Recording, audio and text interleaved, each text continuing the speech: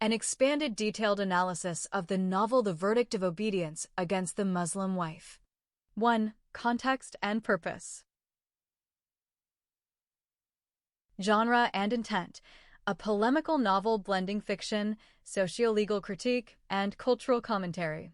It exposes systemic misogyny and religious authoritarianism in Sudan under Sharia law. Author's perspective, written by Dr. Ahmed, a former Muslim turned Christian, positioning apostasy as liberation and contrasting Islamic jurisprudence with Christian egalitarian ideals. Narrative scope spans Sudan, Gaddarif, Khartoum, Ethiopia, and Canada, tracing the protagonist's journey from oppression to exile. 2. Central narrative. Protagonist: Intisar Ibrahim Mustafa Jaber, a young Sudanese woman resisting forced marriage, enduring torture, and ultimately converting to Christianity. Conflict: her love for Sami collides with patriarchal norms, Sharia rulings, and family conspiracies. Climax: Intisar fights against Hassan during a rape attempt in the House of Obedience, triggering trials for apostasy and violence. Resolution: escape from execution, survival through famine and war, and eventually seeking political asylum abroad. 3. Major themes. Gender oppression and patriarchy. Forced marriage, FGM, honor killings, and marital rape legitimized under Sharia. Women treated as property, denied autonomy and education. Religious hypocrisy. Clerics and judges exploit faith for power and lust. Quranic verses and hadiths of the Prophet invoked to justify violence, like Surah Al-Nisa 4, verse 34, and the marriage of Muhammad to his child bride Aisha when she was 6 years old and began to have sex with her when she becomes 9. Legal corruption. Police bribery, verdict of obedience, and cover-ups. Sexual violence. Explicit depictions of rape, torture, and systemic abuse. Apostasy as liberation. Conversion to Christianity framed as spiritual and existential emancipation. Survival and exile. Harrowing escape through Ethiopian wilderness, UN intervention, resettlement in Canada. 4. Symbolism. House of Obedience, institutionalized marital rape, metaphor for systemic female subjugation. Moon and Nile, symbols of hope, freedom, and transcendence. Graveyard scene, liminal space between life and death, critique of honor culture. Zombie misidentification, weaponization of superstition against women. Church bells, redemption and alternative faith. 5. Structural and stylistic features. Tone, raw, sensational, and activist, oscillates between poetic and polemical. Narrative technique, third-person omniscient interspersed with courtroom drama, erotic scenes, and philosophical musings. Language, rich in sensory detail, rhetorical questions, and irony. Dialogic polyphony, multiple voices debating law, religion, and morality. 6. Character analysis. Intisar embodies resilience and defiance. Her arc from victimhood to agency critiques patriarchal tyranny. Sami represents progressive masculinity, torn between faith and love. Antagonists: Osman Al-Taib, Hassan Mahjoub, Omar, and corrupt clerics, archetypes of hypocrisy and abuse. Female allies: Frida and Susan, symbols of solidarity and resistance. 7. Critical incidents. Verdict of obedience, legal instrument enforcing marital submission. 3 Nights of Horror, Hassan's escalating violence culminating in Intisar's act of self-defense. Dual trials, criminal and Sharia courts impose death sentences for apostasy and adultery. Escape and Black Sunday, riot at Freedom Square, massacre of thousands during execution attempt. Jungle ordeal, survival through famine, theft, and existential despair. UN rescue and abroad asylum, framed as divine intervention and human solidarity. 8. Sociopolitical commentary. Islamic jurisprudence, critiqued as inherently misogynistic, cites Quranic verses and prophetic hadiths. Global human rights contrasts Sudanese theocracy with international norms, CEDAW, UN conventions. Cultural hypocrisy exposes contradictions between public piety and private depravity. The novel contrasts the sanctity of Friday prayers in a Muslim country with the moral decay in certain social spaces. It begins by describing the role of Maulana Sheikh Marzouk, a respected imam who delivers sermons offering religious, social, political, and economic guidance. While Friday is a holy day, some individuals frequent brothels and taverns instead of attending prayers. These places are dominated by criminal gangs led by ruthless figures known as Fodawa, who engage in violence, kidnapping, and rape. The narrative then focuses on a gang leader named Alwash. On the same day that a religious leader and a businessman attempt to enforce obedience from a young wife known as Firdaus through legal means, Alwash kidnaps an innocent teenage girl from a respected family. Despite police efforts, the girl remains missing. She is brutally raped multiple times by Alwash and his 5 gangsters during a grotesque celebration disguised as a wedding. The police eventually dismiss the case, assuming the girl eloped, until an anonymous tip hints at the horrific crime. Here's a detailed summary of the story of the first innocent girl Mona Salah el-Din, based on the content from your document. Background and abduction. Mona Salah el-Din Hashim, referred to as the first innocent girl, is portrayed as a young schoolgirl from Gadaref. Her ordeal begins when Mustafa Osman al-Taib, a wealthy and influential man, hires a criminal named Abu Shakura Wad al-Kalb to kidnap Mona and deliver her to him at the Africa Hotel in Kassala. This plan spirals into a horrific crime when Mona is abducted by Alwash and his gang of 5 men. Direct excerpts from the text about the kidnap of the first innocent girl by Alwash gang. Some Muslims who are called bad by society go to other places for their vacation. Those places have many names. Some people call them wine houses, some call them houses of prostitutes, houses of Abyssinian women and whores, some name them brothels and taverns, other clubs, or local wine clubs, and so on. Unfortunately, many Sudanese mistakenly consider all Ethiopian women to be prostitutes, and that is why they call brothels in Sudan slut houses of Abyssinian women. Before moving on, it is good to talk a little about the visitors to these brothels and taverns. The phrase wicked is often used as an umbrella to cover many kinds of vices. Not every visitor has to have all of them. Sometimes you might see someone who society considers a good guy over there.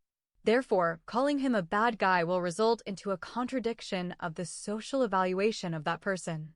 He might go there at night to indulge in fornication, consume cheap local liquor, or buy drugs. So, if we allow such exceptional cases, the rest of the visitors certainly deserve to be called the bad guys. But again, between the villains there are also differences in degrees. Some people are bad, some are worse than the worst, and so on and so forth. If we continue climbing the ladder of evil, we will find at the top what society calls Fodawa. Such a word has no equivalent in the English language, but the closest to it is gang leader. Every 3 or 4 years there will be a notorious man with his gang. They are considered masters of those brothels and taverns. They will beat or kill whoever they want to beat or kill. They will kidnap and rape whoever they want to kidnap and rape. They will eat, drink, and sleep freely in those wretched houses, and no one will dare ask them any questions. But since vice will eventually destroy itself, these gangsters will either be imprisoned to serve a life sentence or be hanged to death. Among those dangerous leaders of gangs who similarly ended their lives are Wad Abraj al-Ashal, Shakash Wad al-Haram, Koko Wad al-Shaitan, Alwash, and Abu Shakura Wad al-Kalab, to name a few. When our love story reached its climax in the office of Mr. Osman al-Taib, it happened that the leader of the gang in those bad houses was a man named Alwash. Very barbaric, as his name implies, he is a brutal man. And it happened that on the same day that the wealthy businessman Said Osman al-Taib and his spiritual friend Maulana Sheikh Marzouk decided to forcibly extract by the Sharia court and the police authority the underage girl Firdaus from her family as a Disobedient wife. The gang kidnapped a beautiful teenage girl and brought her to a brothel and tavern house, for the evil one is their ringleader. The bully leader announces that Friday should be the day he comes for his new bride, and thus the day of the wedding. All regular visitors to these bad places were invited to eat and drink freely and free of charge. A big brothel house has been booked for this illegal marriage. Alwash had done this many times with other girls who had fled their homes for fear of being killed by their fathers or brothers because they bore illegitimate children or awlad haram before marriage. Most of these girls were either raped by their close relatives, such as cousins or uncles, or cheated in the name of love by their lovers. However, the girl who is about to be raped by the monster bully is not in that category. She is a good girl and from a respected family in the community. The kidnapping took place on Thursday afternoon while she was returning from school. Her parents reported their daughter missing to the police. Her full description was given to the police, which read as a teenage girl with long black hair, a pretty face, reddish skin like that of a mango color, and a good height. She is not married and has never had a boyfriend. She is engaged to her cousin, the handsome Kamal. She is 16 years old and in 9th grade. Once the police inspector in charge received the complaint, he sent his policemen for a citywide inspection. The careful search began on Thursday evening. Every bus station, train station, truck station, movie theater, hospital, hotel, motel, and other public places have been carefully researched. Her photo and full description were sent to local newspapers, TV channels, radio stations, and displayed on the internet. However, all efforts are fruitless. The next day, the police inspector tells her parents that their daughter must have eloped with someone who cheated on her under the pretense of love. But her parents refused to believe that their good daughter could do such an abominable act. They told the police inspector that she was engaged to her cousin Kamal and that she was happy about it. Although he didn't believe them, he told them to come the next day. At noon on the same Friday, when the virtuous Imam, the eminent Sheikh Marzouk, began delivering his sermon in the largest mosque in town, the beast began to rape the innocent girl. She was slapped, kicked, tortured, and brutally raped by the evil rapist. After that, the human beast came out of his lair to celebrate his victory over his prey with his gang and the rest of the visitors. The sinister celebration continued all day and night. During that time, the monster repeated his evil deed many times over the kidnapped innocent girl. When he became completely exhausted, he gave permission to his 5 men who had kidnapped the girl for him to share the prey among themselves. Likewise, these 5 human beasts raped the kidnapped innocent teenage girl. By Saturday morning, the police inspector ordered his men to ease up on the search. He concluded that it was a normal condition that had occurred many times. It is likely that the girl is in love with someone who is not approved of by the family. In order to break off her relationship, they tried to force her to marry her cousin. For that reason, she eloped with her lover. Sooner or later, a relative or friend in another city will see her and inform her family. So why should he bother his policemen, disturb his work routine, and keep looking for her in such a big country? Gang rape and brutality. After being kidnapped, Mona is taken to a brothel where she is brutally gang raped by 6 men, including the half-brother of Intisar, Omar Ibrahim Mustafa Jabir, known as the Magician. The narrative describes this as an act of unimaginable cruelty, leaving Mona physically and emotionally shattered. Her suffering is compounded by systemic failures. Corrupt police officers and Sharia court judges dismiss her plight, framing her as careless schoolgirl rather than a victim. Excerpts from the novel describing the brutal rape of the innocent girl by Alwash and his 5 gang members. At 5:30 p.m., the police inspector Hussein Hassan Hassanin received an anonymous phone call, reporting the following information. Listen, sir, I am a good citizen. My only problem is that I drink locally made liquor and like to have sex with a hooker. It is my regular practice. Every Friday afternoon, I go to brothels and taverns. I usually don't like to sit there for long. But something unusual happened yesterday that made me spend the whole night there. When I went there, I was surprised to find out that wines, food, cold drinks, candies, and cookies and cigarettes were distributed for free, which was not the case before. Accordingly, I had to sit back and enjoy this rare generosity. Later, I inquired about some of the other visitors, on occasion, what had caused the owner of this brothel and tavern house to show such rare generosity. Then I was told that there was a wedding. I asked who the groom was and who was the lucky bride to have such a generous man. They said they knew neither the bride nor the groom. After some time, a monster-like man appeared and introduced himself as the groom. He thanked the crowd for their participation in his soon-to-be beginning wedding. He was surrounded by 5 men who I mistakenly thought were his bodyguards. Then a female singer started singing vulgar songs. Some girls started dancing, kissing, and hugging everyone. They were wearing such short dresses which meant they were naked. After some time, a woman came and announced that the groom would go into his private room to enjoy his beautiful bride. She swore with the blindness of her eyes that she had examined the pussy of the young bride and found her a virgin.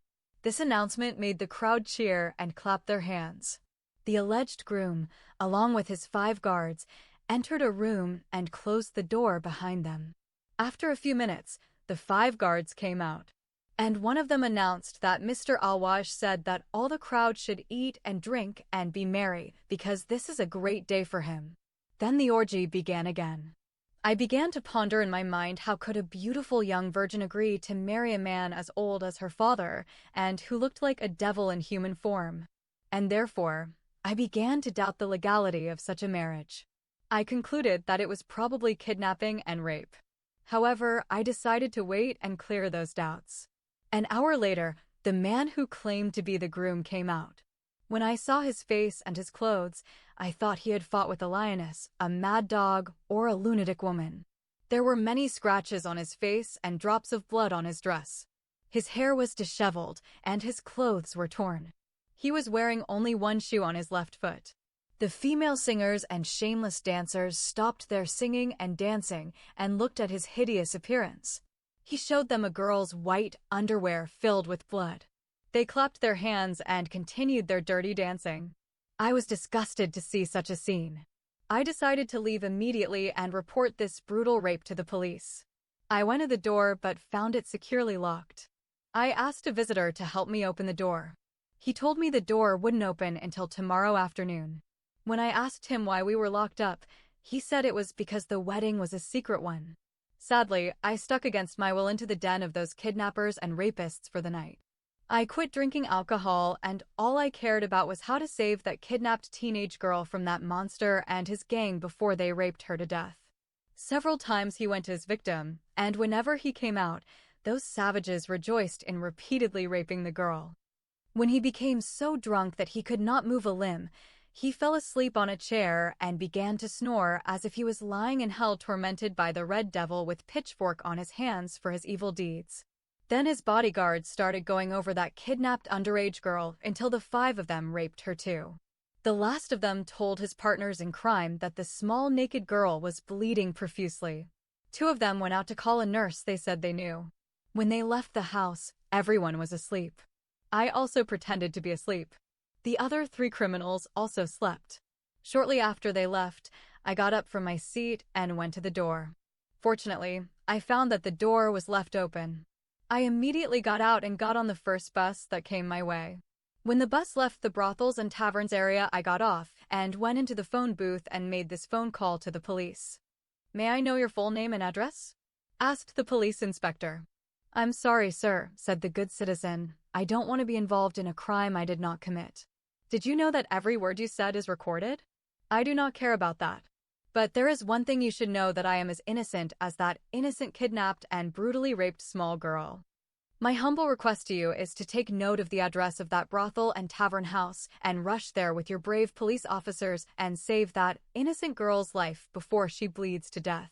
Then the good citizen hastily gave the address and disconnected the line. Systemic abuse and social collapse. Following the assault, Mona's life descends into chaos. Legal proceedings and partial justice. Eventually, the crime is exposed thanks to a courageous citizen who directs the police to the crime scene. A dramatic raid leads to the arrest of 5 gang members, though Alwash initially escapes. Themes and symbolism. Mona's story is not just about personal tragedy, it symbolizes Patriarchal oppression. Women are treated as property under the guise of religion. Corruption and hypocrisy. Wealth and influence shield perpetrators. Religious critique. The narrative contrasts Islamic law's rigidity with Christian compassion. Survival and resilience. Despite unimaginable suffering, Mona fights for dignity and later becomes linked to lawyer Sulla, who seeks justice. The Gang of Al-Wash is portrayed in the novel as a violent and highly organized criminal group operating both outside and inside prison. Here's a detailed description of their activities based on the text. Leadership and structure. After the arrest of Coco, the former leader, Al-Wash assumed leadership, with Hammer Shakash as the assistant. They maintained influence through a network of loyal members and bodyguards, even while some were incarcerated.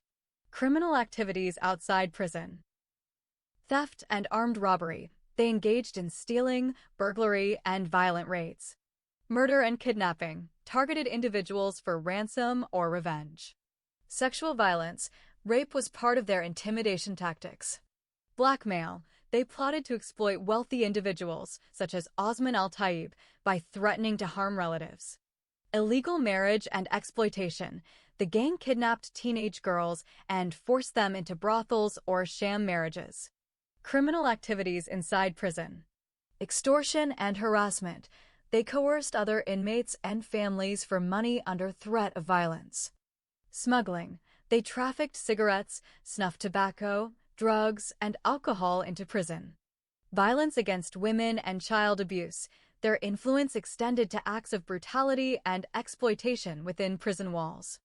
The police learned about the kidnapping of the innocent girl by Al-Wash and his gang through a combination of citizen reporting and subsequent investigation. Tip-off from a good citizen. A courageous individual informed the authorities about the crime and directed them to the brothel and tavern where the girl was being held.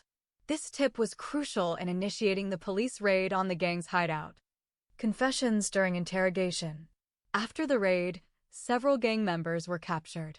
Under interrogation, they confessed to their involvement in the kidnapping and rape, providing detailed accounts of the crime and implicating Al-Wash as the ringleader. Police raid and evidence. Acting on the tip, the police launched an ambush on the tavern. During the operation, they rescued the victim and arrested 5 gang members, though Al-Wash managed to escape initially. The raid confirmed the citizens' report and exposed the gang's activities. In the text, the good citizen learns about the kidnapping of the innocent girl through direct involvement in exposing the crime. The passage explains that a man named Walid Hamza is identified as the good citizen who reported the crime to the police. He directed Inspector Hussein and his team to the scene of the kidnapping and rape.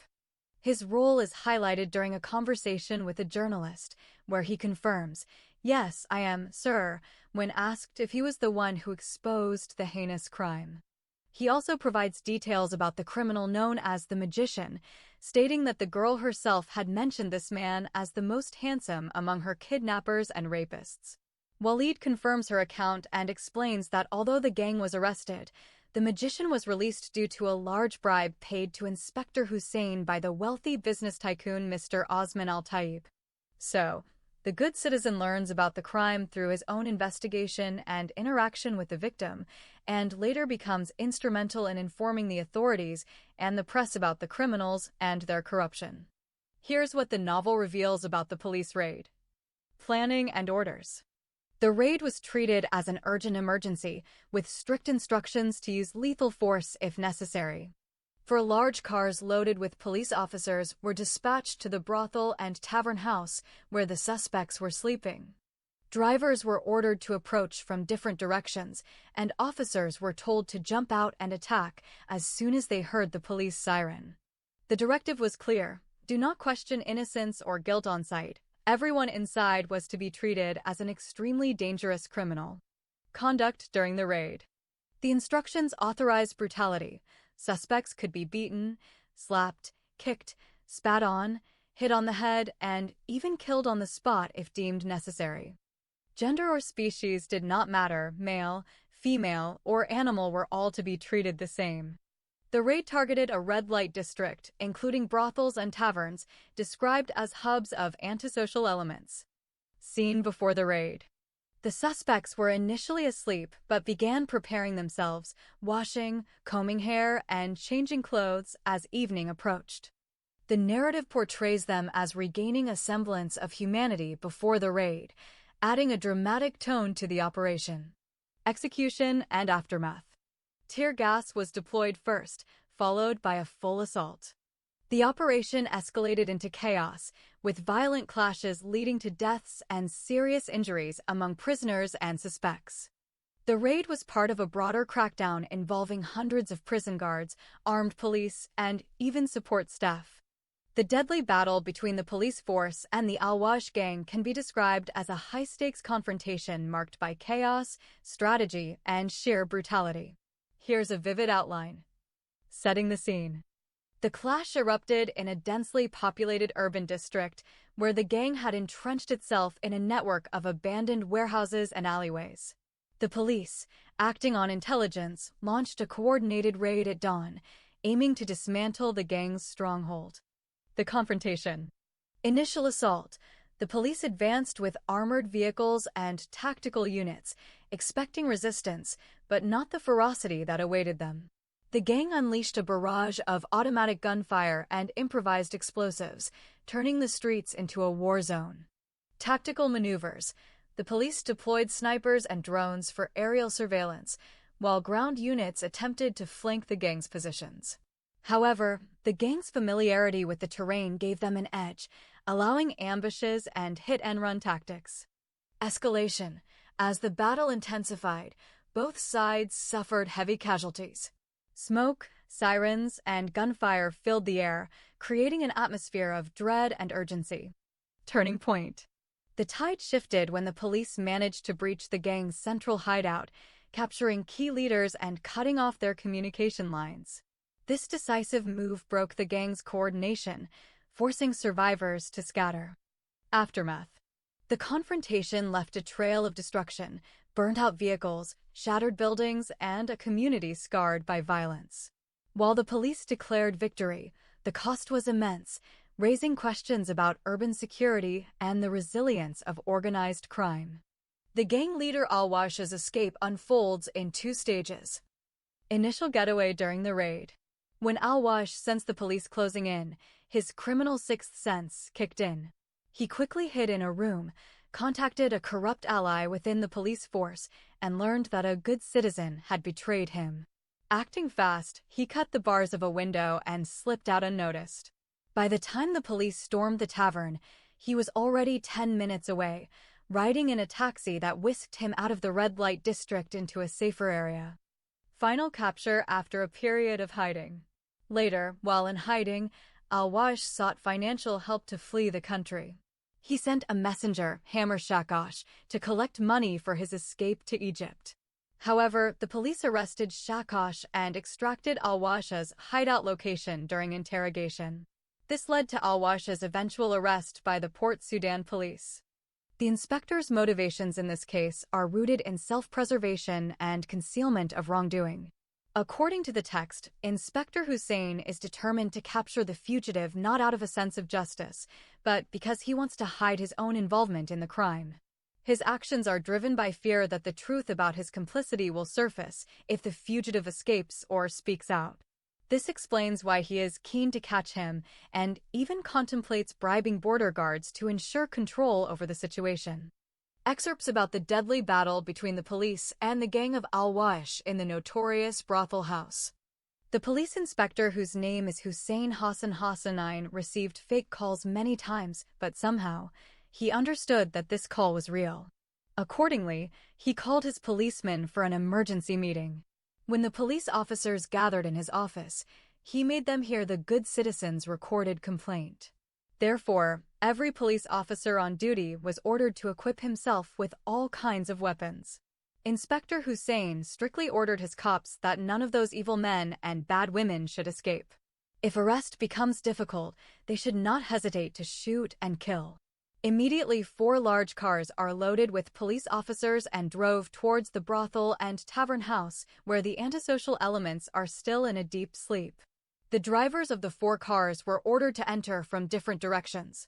The cops are also told as soon as they hear the police siren, they have to jump out of their cars and run quickly towards the tavern house in question and attack the enemy. The question of who is innocent or guilty should only be asked at the police headquarters. Therefore, every human being or animal in that brothel house should be treated as an extremely dangerous criminal and therefore deserve to be beaten, slapped, kicked, spit on the face, hit on the head, and if necessary, killed on the spot. Whether the criminal is male, female, or animal, he should be treated the same. As the community guards closed in on the brothels and taverns red light area one by one, the antisocial elements began to emerge from their slumber. In a few minutes, the ringleader and his gang men and bad women became busy washing their beast-like faces, brushing their cannibal teeth, combing their ruffled hair, and changing their dirty clothes. As evening fell, some of them began to appear as humans again. The beast has an instinct that always warns him of approaching danger. He can smell a cop a mile away. So, he got to his feet and listened for a while.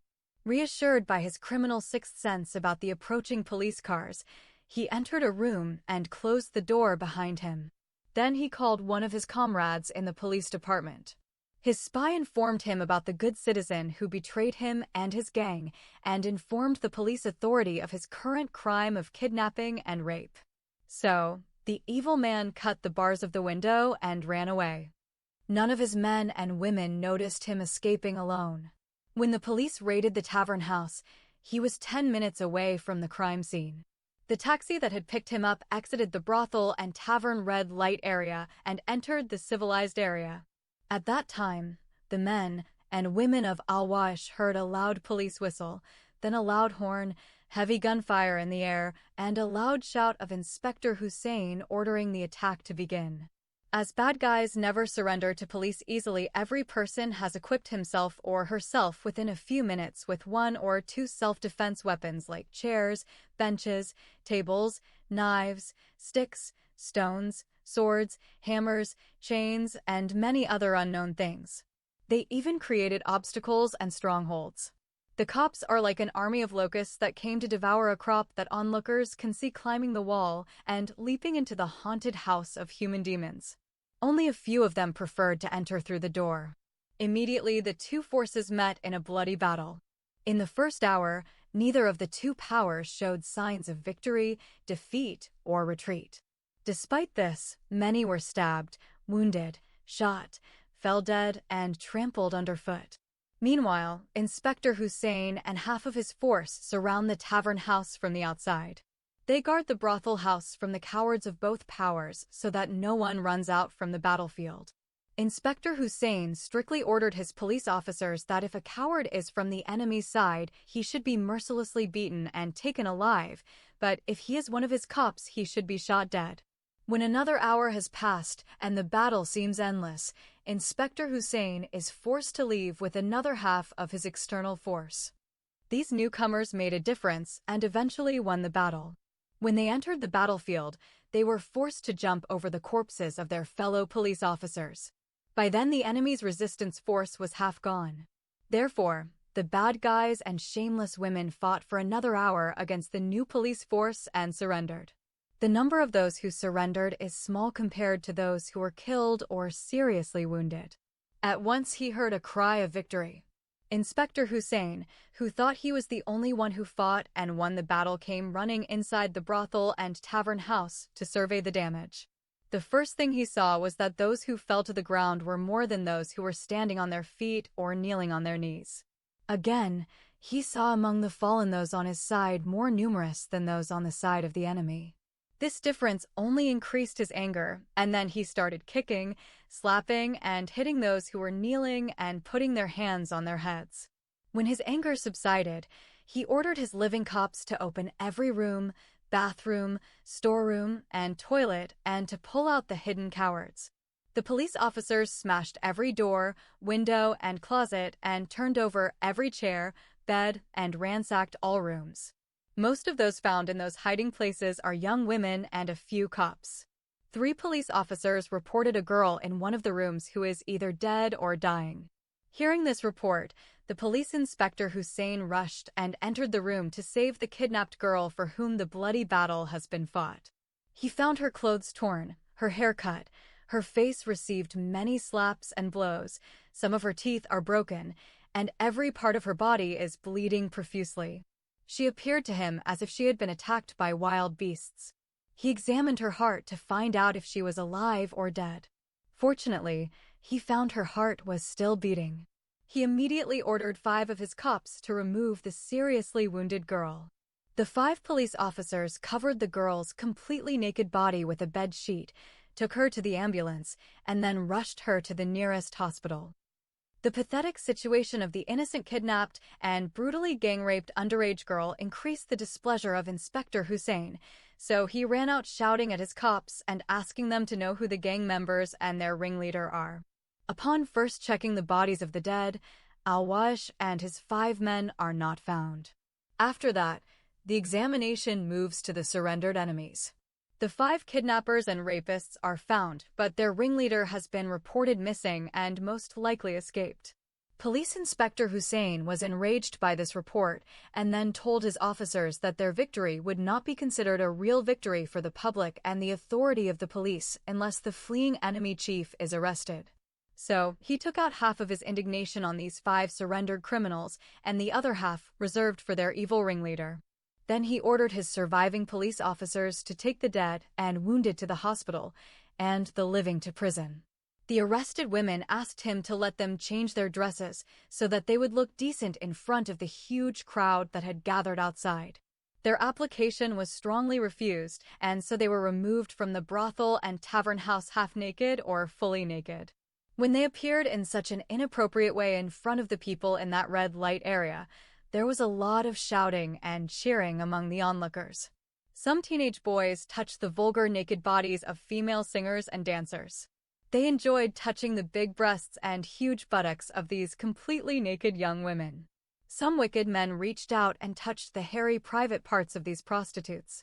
A bold man opened his underwear and tried to insert his penis into the pussy of a sexy naked girl, but the police kicked him in the stomach, hit his head with a stick and rendered him unconscious, and took his body as one of the arrested suspects. Among the apprehended singers and dancers there are also gays, some lesbians, and homosexual men. There are many underage girls among the detainees.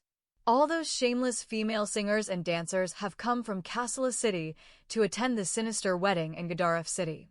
As soon as Inspector Hussein arrived at his office, he called the parents of the missing underage girl and asked them to go to the hospital to identify their daughter. The second call he made is to a man who had made a similar complaint about the disappearance of his new wife's brother and asked him to come into police custody to identify his relative. An hour later, the man came to the police headquarters. Then Inspector Hussein showed him the arrested suspects. Unfortunately, the man's brother-in-law happened to be one of the 5 kidnappers and rapists of the innocent girl. The man asked Inspector Hussein to cooperate, but the policeman refused at first. Then the man wrote, signed a blank check, and instructed the Inspector Hussein to enter whatever amount of money he wished to receive. In the blink of an eye, the check disappeared in the inspector's pocket, thus the crime of kidnapping and rape is removed from the son-in-law, and he is instantly acquitted. Shortly after that secret deal, a phone call came in from the hospital saying that the girl had been identified. Her parents have identified her as their missing daughter, who disappeared on Thursday afternoon while on her way home from school. She is alive, but still in a critical condition. The trial of Firdaus at the Sharia court. Monday is the day set for the hearing of the complaint filed by Mr. Osman Al-Taib to the judge of the Sharia court in Gudaraf City. In his complaint, he mentioned a lawsuit against his disobedient 4th Muslim wife, Mrs. Firdaus Ibrahim Mustafa Jabir, because she refused to recognize him as her legal husband. Firdaus's marriage to the old man was held by her guardian, her older half-brother, Omar Ibrahim Mustafa Jabir, and this happened without her presence, knowledge, or consent. The aforementioned husband is 70 years old while his 4th wife is only 15 years old. Mr. Osman Al-Taib is also married to other women who are his 3 wives and has many children and grandchildren. With that, the teenage girl Firdaus became his Muslim wife number 4.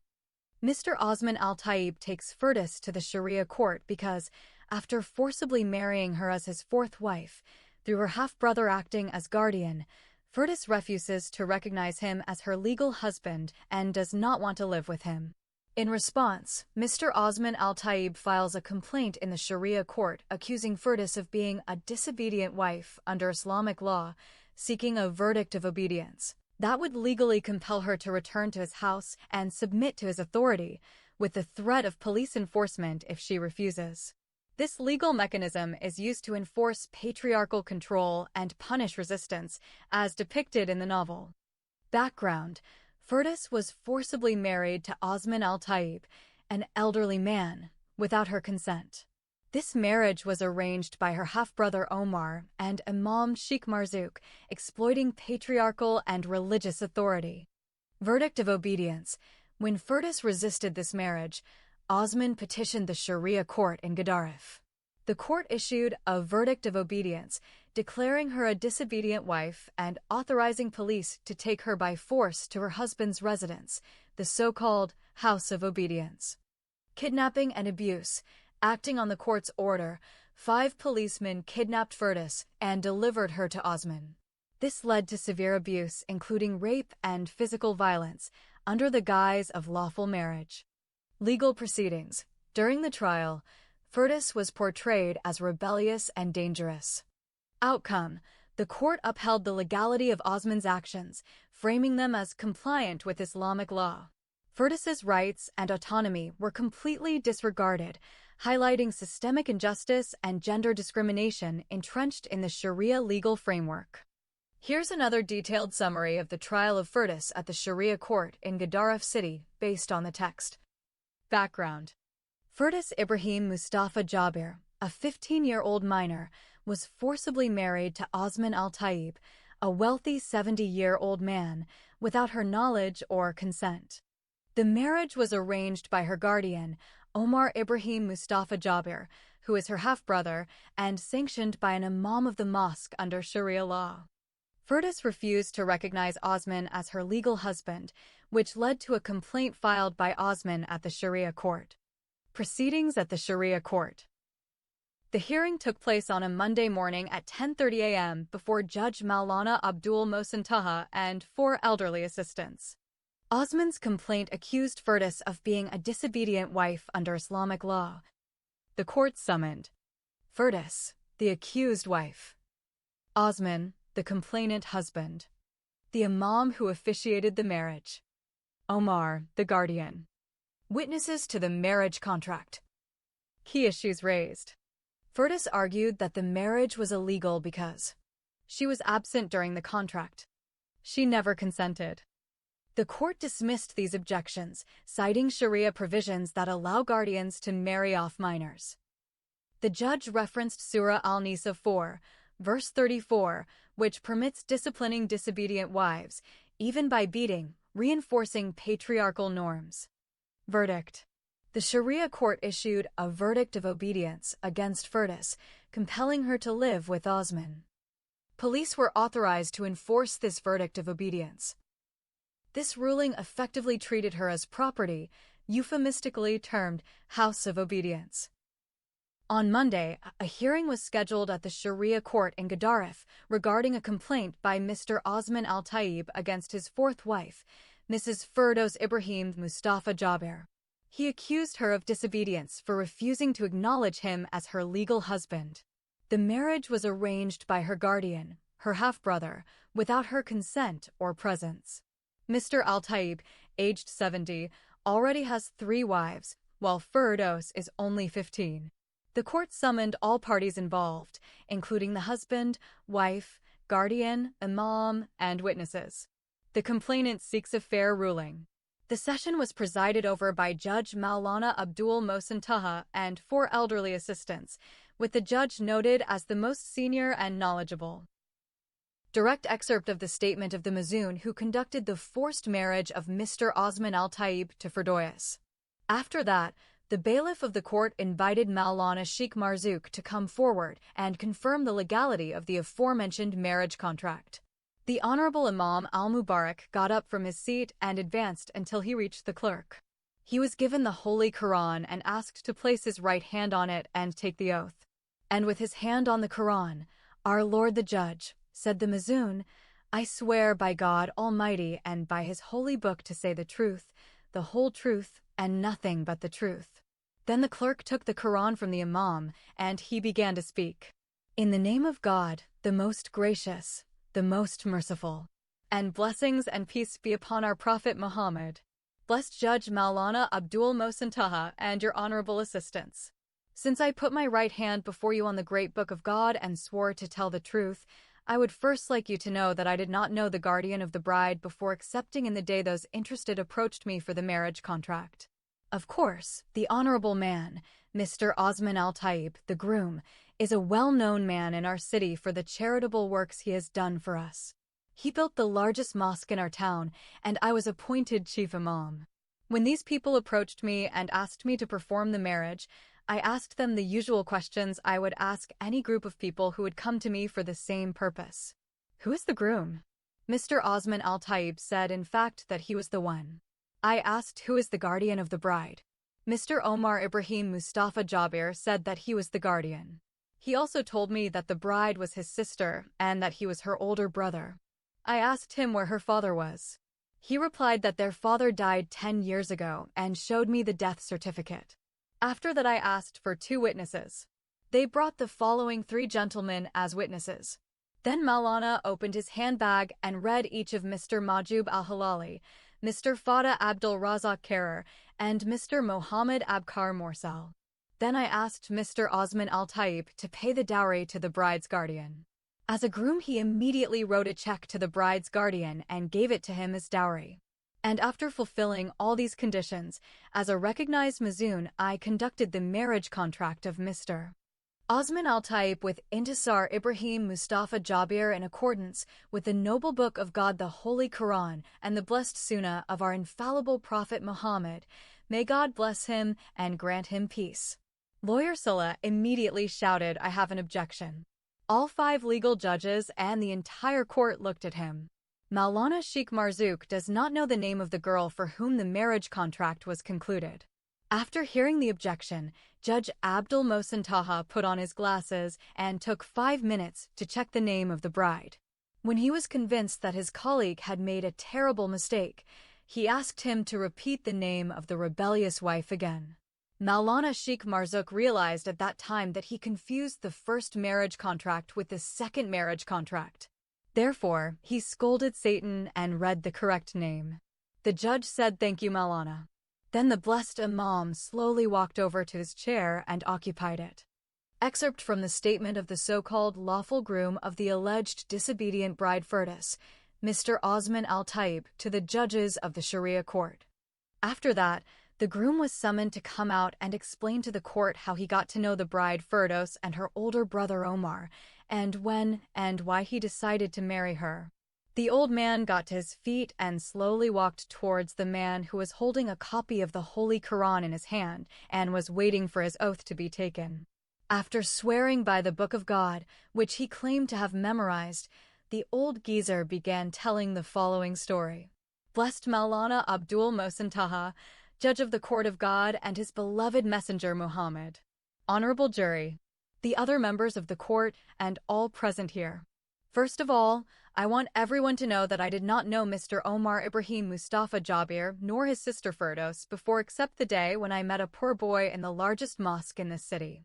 Every evening, I go to perform my prayer in the great mosque that God placed in my heart to build for His glory. One day, after I performed the evening prayer, I saw a boy sitting in one of the corners of the mosque, holding the Holy Quran in his hands, and he was crying bitterly. His tears moved my heart, and I thought he was a poor boy. I believe in doing good and helping the poor and needy. I approached him and asked if he needed some money to complete his studies. He replied that all this was not his problem. I asked him, "Why are you crying then?" He said he is facing a serious problem in his family. He has 2 half-sisters who are not yet married. The first sister is 17 years old and the other 15. Their mother encouraged them to move freely with the boys, to go to bad places like movie theaters, and to attend parties and dance with strangers. She even allowed them to travel with their lovers to other cities like Khartoum and Kassala. They spent days and nights in hotels and motels with these boys who were neither their close relatives nor their spouses. Furthermore, he showed me some pictures of his unmarried sisters, which showed that they were hugging, kissing, and doing other nasty things with these bad boys. I have some of those shameful pictures in my handbag. If the virtuous judges of God's Sharia court want to see some of them, I am willing to show them. Every judge wanted to see the so-called shameful pictures, but the fear that others would convict him of hypocrisy prevented him from doing so. Mr. Osman Al-Taib waited for a response from the 5 men of God, and when none of them demanded to see the scandalous pictures, he resumed his story. After that, the old man continued, "The sad boy told me several times I went to my sister's house and told their mother to correct them, but she always fought with me and kicked me out. She hated him because he wasn't her real son, and his biological mother was her rival and the first wife of her late husband. Then I told him why you didn't tell his father to correct and discipline them. He told me that his father died 10 years ago. He further said that several old men in his locality approached him and asked him to find husbands for his sisters before they spoiled his father's name and ruined themselves. Moreover, they said that all the people in that neighborhood were worried that his sisters might influence their daughters.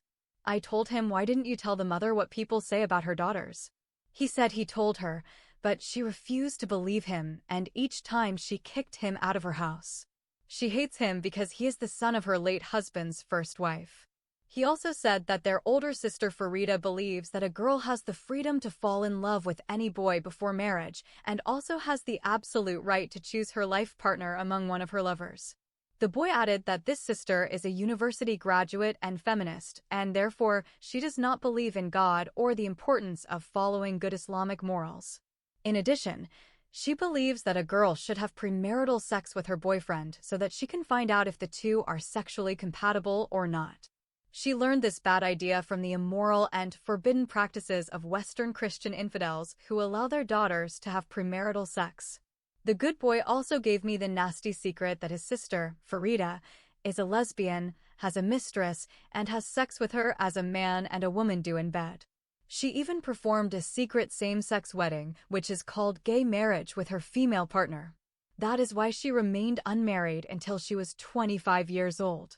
Nevertheless, I said to him, though I am a man of big wealth and great influence in society, yet I find myself helpless in such a situation.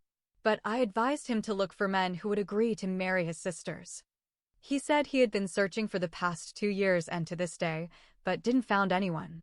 He also said that because of the inappropriate behaviors of his teenage sisters, he could not expect any family to agree to their son marrying one of them. Finally, I told him that although I have many sons, I do not think that any of them would agree to marry one of your sisters. In response, he said to me, "Uncle, why don't you help me?" I laughed at his suggestion and told him, "My son, I am an old man, and I already have 3 wives." He said again, "Uncle Osman, from what people say about you, I knew that you are a big-hearted man, and therefore I need your help." He reminded me of my charitable work of building the greatest mosque in town, a religious library, a place for the homeless, a girls' high school, and a women's ward in the city hospital. I thanked him for his kind words. Then he took my right hand, kissed it, and begged me to marry one of his sisters. I laughed and told him I can help you with everything but this. He said again, "Uncle Osman, if you marry one of my sisters, every man in our city will take care to marry the other." I thanked him for his great trust in me and asked him to give me some time to think about it. That night I could not sleep. My heart was bothering me all night. This is a good Muslim boy, I said to myself, who wants to protect his sisters from falling into deeper disgrace, but no one is willing to help him. If I did not help him, I would be like those elders in his area who only help with their mouths. So, I decided to marry one of his sisters. It doesn't matter whether she is beautiful or ugly, rich or poor, young or old, good or bad. When Mr. Osman Al-Taib said those last words, his false story was interrupted by a sudden clapping of hands from the audience. Even the judge, the Blessed Maulana Abdul Mohsin Taha, and his aides also joined hands in applause. The next day, the old man continued with a loud voice. I went to the mosque, met the boy, and told him, I have 3 wives and therefore I am no longer interested in women. If I want a 4th wife, many of the great and rich families of our society will be pleased to give me the most beautiful young maiden and virgin. From what you have said of your 2 sisters, I understood that they lack these moral virtues. Nevertheless, I decided to marry one of your sisters in order to save your family from further disgrace. Again, the false story was suddenly interrupted by another applause from the audience. However, this time the narrator's son got to his feet and shouted loudly, "This man is a liar." The judge shouted, "Sit down and do not speak unless I allow you to do so." The narrator angrily looked at his son Sammy and resumed his false story. After that, I took the good boy to the Imam Sheikh Marzuk and told him what God had placed in my heart. Maulana welcomed the idea happily and told me that if we had 10 people like you, our city would be a perfect city and utopia. The old man waited for another applause, but was disappointed this time. I expected my good deed to bring me happiness, but instead it threatened my life and set my son against me. I'm ashamed to say that later I found out my son is one of those 2 bad girls' lovers. The girl whom I married according to the Holy Quran of God and the blessed Sunnah of our infallible Prophet Muhammad came to my office with 2 of her companions and her other 2 sisters and threatened to kill me if I touched her. Her lesbian sister Frida spat on my face and threw her dirty shoe at my head. The Blessed Maulana Sheikh Marzuk was with me when they said their threats, rebuked them, and encouraged me to file my complaint before the Sharia court and claim my 4th wife through law. Then the false narrator started crying and shedding crocodile tears. His spiritual leader, the eminence Imam Maulana Sheikh Marzuk, came forward and took his hand and led him to his seat. After that, great sadness filled the hearts of many people in the court, including the 5 judges, as if the hero of the story had died at the end. They all felt as if they were at a funeral and waiting for the burial of the hero who had suddenly got shot and killed by a villain. Excerpt from the statement of the guardian Omar. The judge himself broke the sad atmosphere, called the bride's guardian, and asked him to take the oath and then testify before the court. A young man who appeared to be in his mid-20s got to his feet with great difficulty. He was supported by 3 men from the falls. With great effort, they dragged him forward until they came to the court clerk who was waiting for him to swear. One of the 3 men took the young man's hand and placed it on the Quran. When the court judges and the public have a good look at the young man's face, they think he was either blown up by a bomb or attacked by wild beasts or fell into the hands of terrorists of the Islamic Caliphate called ISIS or infected with coronavirus. Then the 3 men carefully and fearfully placed him in an armchair. When they had made sure that he was not likely to fall either forward or backward or to the sides, they left him and returned to their seats. Everyone in court is eagerly waiting for the young man to tell not only his opinion of the trial, but what happened to him. Why does it seem like he was blown to bits and pieces by an angry suicide bomber who died as a Muslim martyr and went to heaven to enjoy his 72 virgins and left him to suffer on earth? The young man tried to speak, but his voice could not come out even though his mouth was completely open. The main judge Maulana Abdul Mohsin Taha asked the Imam Maulana Sheikh Marzuk to act as his megaphone. I swear by Almighty God and His holy book to tell the truth and the whole truth and nothing but the truth. First of all, I would like to confirm that the Mazun Maulana Sheikh Marzuk and the good man Sayyid Osman Al-Taib testified before the blessed court of God and His honorable Prophet. Every word they said is true. Before I go into more details, I want Judge Maulana Abdul Mohsin Taha Al-Fadil, the blessed jurors, and everyone here to know that for the good that I have done for my sisters, I am today in this pathetic situation.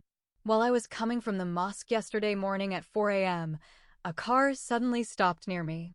Then 3 men got out of the car and attacked me. They were wearing black masks. They closed my mouth and forcibly dragged me into their car and drove towards the wilderness. When the car reached the Eastern Cemetery, it stopped. Then they took me out of the car and started beating me with big sticks and long whips. After a lot of beatings, they showed me a piece of paper on which was written, "I am Omar Ibrahim Mustafa Jaber. I confess that Mr. Osman Al-Taib and Mr. Hassan Majub Al-Hilali gave me a large amount of money. Accordingly, I agreed that they marry my two half-sisters, Intisar and Firdaus, without their knowledge and consent. I told them that I would not sign such a false statement even under threat of death. I would rather die as a true martyr than betray the innocents. They continued to beat me until I completely collapsed. I passed out due to the merciless beating. When I opened my eyes again, I found myself in my house surrounded by my mother, Haja Sakina, my kind sister Badriya, the blessed Imam Maulana Sheikh Marzouk, and the kind business tycoon, Mr. Osman Al-Taib. I learned from them that I had been rescued by a milkman who happened to pass by the cemetery road at that time. The kidnappers fled when they saw the old man coming while he was riding his donkey along the road. Luckily, the man was our milkman. When he saw my battered body, he recognized my disfigured face. Then he put my unconscious body on his donkey and took me home. My mother, Sakina, and my sister, Badriya, called the righteous man who married my sister, Firdaus, and asked him to hurry to help me. After that, Mr. Osman Al-Taib took me to the hospital. Then the guardian began coughing loudly, pretending that his strength was gone. Therefore, the judge allowed him to stop talking and put him back in his seat.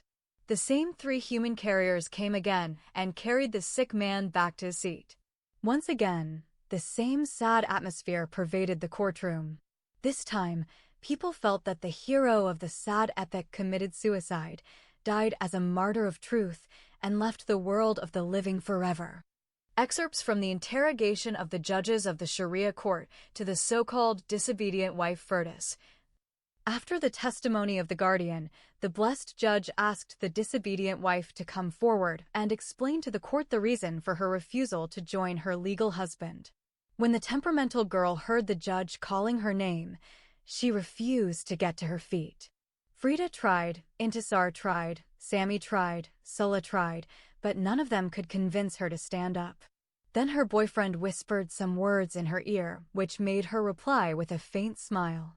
Before the smile died on her lips, he grabbed her hand and made her stand on her feet. Intisar grabbed her other hand and led her forward. Likewise, she also needed a megaphone, and hence the judge asked her sister Intisar to speak on her behalf. "Are you Firdaus Ibrahim Mustafa Jaber?" the judge asked. "Yes," her sister answered out loud. "Have you received any proposal to marry any man before your husband, Mr. Osman Al-Taib?" "Yes, I have." "How many marriage proposals have you received?" 5 engagements. "Why did you refuse all these marriage requests?" "Because I did not like those who made their proposals." "Will you accept the man you love?" "Yes." "Now do you have a boyfriend?" No answer. "Do you know that you are a married woman?" "I am not married to anyone." "Why do you refuse to join your legal husband, Osman Al-Taib?" "Because he is not my husband, and I do not love him." "Forget love and tell me any other real reason." "I told you he's not my husband and I hate to see him." "Why do you hate him?" "Because he is a rude old man." "How dare he marry me without my consent and knowledge?" "Because he's an old man, so you turned him down." "Yes, I turned him down because he is a despicable old man. How could he expect a girl my age to marry an old geezer like him?"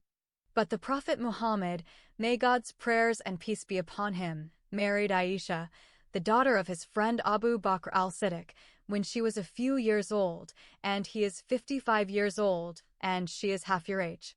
She was 6 when they got married, and when she was 9, he had sex with her. Yet she did not hate him, nor did she call him an insolent old man. How do you know she didn't hate him? Maybe she hated him when he started having sex with her when she was an underage girl. Every little girl would hate the old man who forced her to bed at such a young age. Will you marry your young daughter to an old man when she is 9 years old? Instead of saying yes or no, the judge and his jurors began to curse the alleged disobedient wife, Firdaus. They concluded that she blasphemed the infallible Prophet Muhammad, who is considered by all Muslims of the world to be the master of creation and sent by God as a mercy to humanity and came to complete moral perfections. May the curse of God and his angels be upon you, orphan of immorality, shouted Maulana Abdul Mohsen Taha. You are a bad girl and a disobedient wife, and you do not respect your infallible prophet? Hoot another judge. A third judge shouted, By God, if you were my daughter, I would cut off your tongue. You really need a man who will punish you and beat you day and night until your demons leave your fucking head. A fourth judge shouted, You are a despicable and immoral female. The chief judge said again, Satan has ascended upon your damned mind and possessed your haunted heart and made you his demonic wife. You are worse than the whore of Babylon and the wife of Pharaoh's vizier Haman, who seduced Joseph, the prophet of God. The Imam of the great mosque said, May the curse of God, his angels, and all people be upon you and your Muslim parents who didn't know how to raise you up according to the moral guidance of Islam. Another angry judge shouted, Get out of my face before I come and beat you inside this court. Intisar hastily rescued her sister before an angry religious judge attacked her and cut out her tongue or strangle her neck and kill her as an apostate Muslim girl. This story strongly reflects on women's rights by presenting a stark critique of their denial under patriarchal and religious legal systems. Here are the key points drawn from the text. 1. Systematic denial of agency. Women are portrayed as being treated like property, with no control over their own lives. They're subjected to forced marriages without consent, and their voices are ignored or overridden by male guardians, religious authorities, and courts. This illustrates how autonomy and choice are stripped away from women in such systems. 2. Legal and religious oppression. The narrative shows how Sharia-based rulings and cultural norms legitimize practices such as forced marriage and polygamy, female genital mutilation, male guardianship over women, restrictions on education, work, and movement. These practices are framed as religious obligations, making resistance nearly impossible without severe consequences. 3. Violence and punishment for resistance. Women who resist these norms face brutal repercussions, violence, imprisonment, and even death sentences. The story highlights that challenging patriarchal or religious authority is often futile, reinforcing the idea that women's rights are not recognized within the prevailing framework. 4. Advocacy for justice and equality. Despite the oppressive environment, characters like Frida embody resistance and courage. She fights to annul a forced marriage, gathers evidence, and plans to expose injustice publicly. This advocacy underscores the story's call for justice, autonomy, and dignity for women. In essence, the novel is not just a narrative of personal suffering, but a broader condemnation of systems that perpetuate misogyny and abuse under the guise of law and religion. It positions women's rights as a fundamental struggle against entrenched social and legal structures. Here's a concise bullet point summary of the court's response based on the novel. Marriage legality upheld. Court declared the marriage valid under Sharia law despite the wife's lack of consent. Rejected objections regarding absence during contract and refusal to recognize the husband. Religious justification. Cited Quranic verses, Surah Al-Nisa 4, verse 34, and Hadith to justify obedience and male authority. Reinforced patriarchal norms, only male guardians recognized, women deemed deficient in intellect and religion. Verdict issued. Issued a verdict of obedience, Hukm al-Ta'i, compelling the wife to live with her husband. Ordered law enforcement to transfer her to the House of Obedience for consummation. Enforcement measures. Police authorized to use force to ensure compliance. Threatened penalties for anyone obstructing enforcement, including imprisonment and fines. Courtroom conduct. Judges and clerics displayed hostility, misogyny, and threats toward the woman. Dismissed legal representation and defense arguments, labeled dissent as blasphemy. Broader implications. Institutionalized coercion and denial of women's autonomy. Validated forced marriage and systemic bias under religious law. Ignored international human rights standards. Here are the key points from Firdaus's statement as presented in the document. 1. Personal tragedy and abuse. Firdaus reflects on her life as a 15-year-old girl who was forced into marriage and subjected to horrific abuse.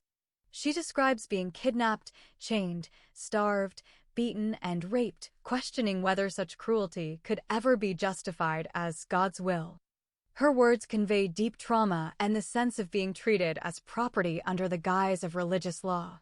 2. Condemnation of religious and legal systems. She denounces the verdict of obedience and the so-called lawful practices that legitimized her suffering. Firdas challenges the hypocrisy of those who claim moral authority while enabling violence against women. Her statement exposes the misogynistic interpretation of Sharia law, which she sees as a tool for oppression rather than justice. 3. Search for mercy and humanity. She recalls fleeting moments of kindness from strangers, contrasting this with the cruelty of her own community. This highlights her longing for dignity and compassion in a world dominated by rigid, patriarchal norms. 4. Defiance and courage. Despite her suffering, Furdas's tone is not entirely submissive. She expresses anger and resistance against the system that destroyed her childhood. Her words serve as a powerful indictment of forced marriage and the House of Obedience, portraying them as instruments of tyranny. Here's a concise summary of the trial proceedings and verdict from the verdict of obedience against the Muslim wife. Case background. Defendant: Firdos Ibrahim Mustafa Jaber, 15 years old. Complainant: Osman Al-Taib, 70 years old, wealthy businessman. Marriage, arranged by guardian Omar without Firdos's consent, validated under Sharia law. Court details. Venue: Sharia Court, Gadaref City. Presiding Judge: Maulana Abdul Mohsen Taha with 4 assistants. Date and time: Monday, 10:30 a.m. Proceedings. Charges: Firdos accused of being a disobedient wife for refusing to live with her husband, Mr. Osman. Imam's testimony confirmed marriage legality under Islamic law, cited the Holy Quran and Sunnah of the Prophet Muhammad. Complainant statement: Osman portrayed marriage as a charitable act to save family honor. Guardian's testimony: Omar supported legality but revealed coercion and torture by his kidnappers. Defendant's response: Firdos denied marriage validity, calling Osman despicable old man, questioned morality of child marriage. Court reaction: Judges and Imam accused Firdos of blasphemy, hurled insults and threats on her. Witnesses: 3 confirmed attending marriage and signing contract. Verdict. Legal basis: Quran, Sunnah, Shafi, and Maliki schools of Sharia. Judgment. Marriage declared valid. Firdos labeled rebellious Muslim wife. Issued verdict of obedience, Hukm al-Tai. Police authorized to forcibly transfer Firdos to Osman's home, House of Obedience. Osman is permitted to consummate marriage. Closing. Judge quoted hadith praising discipline and marriage. Court celebrated ruling with chants of Allahu Akbar. Key outcomes. Forced marriage upheld under Sharia law. Bride's objections dismissed. Religious justification invoked.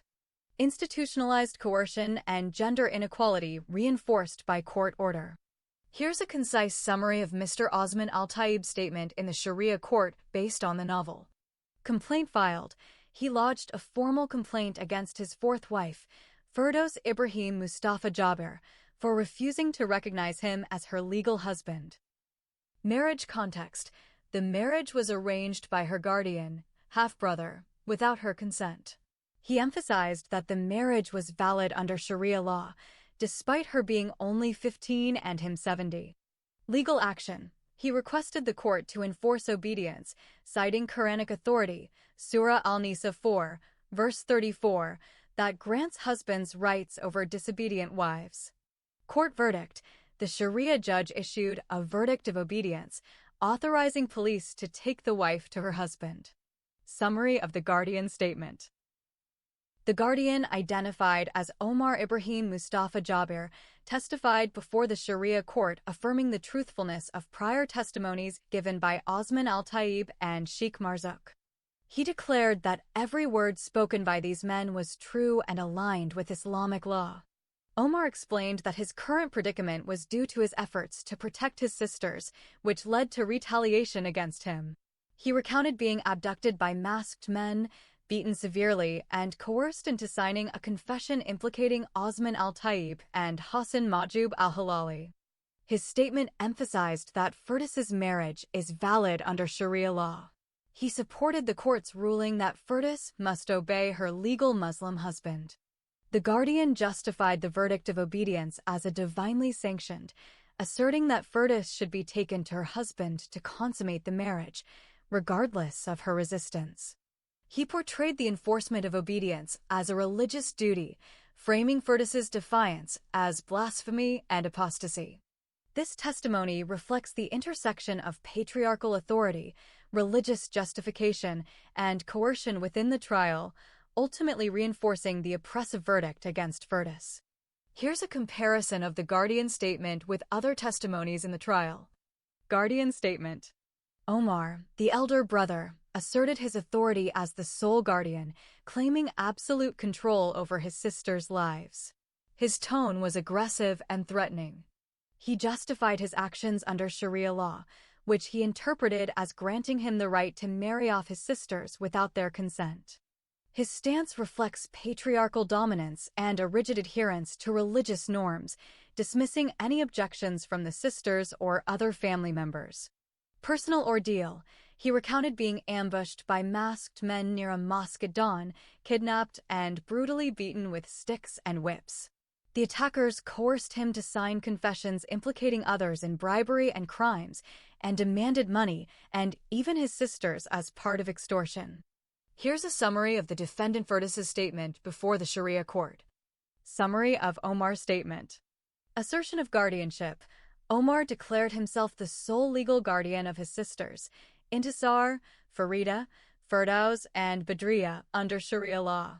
He emphasized that no one else, including his younger brother Osman, had authority over them. Defensive and aggressive tone. He spoke sarcastically and angrily, threatening anyone who questioned his authority.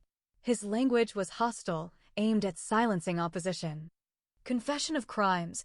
Later, Omar admitted under pressure that he was involved in serious crimes. Kidnapping a teenage girl near her school. Delivering her to Al-Wash, the gang leader who then arranged a forced marriage. Participating in bribery to secure his release after arrest. Religious justification. Omar tried to frame his actions within the context of Islamic law, claiming legitimacy for the marriage and denying accusations of rape and murder by citing religious texts and fatwas. Underlying motive. His statement revealed a mix of coercion, patriarchal control, and exploitation of Sharia provisions to justify forced marriage and abuse. Omar's physical condition at the Sharia court was described as extremely poor and distressing. He appeared miserable and severely beaten, with clear signs of torture inflicted by police interrogators rather than by kidnappers, as he had falsely claimed before the judge. His body showed the effects of harsh treatment during detention, leaving him in a state of complete physical disability, which made it implausible for him to have escaped custody on his own. Other testimonies. Witnesses to the marriage contract. 3 men testified that they were present during the marriage ceremony at the mosque, swearing by the Quran that the marriage was lawful and voluntary. They emphasized that they received no financial incentives, portraying the process as legitimate and religiously compliant. However, later revelations suggest these claims were false.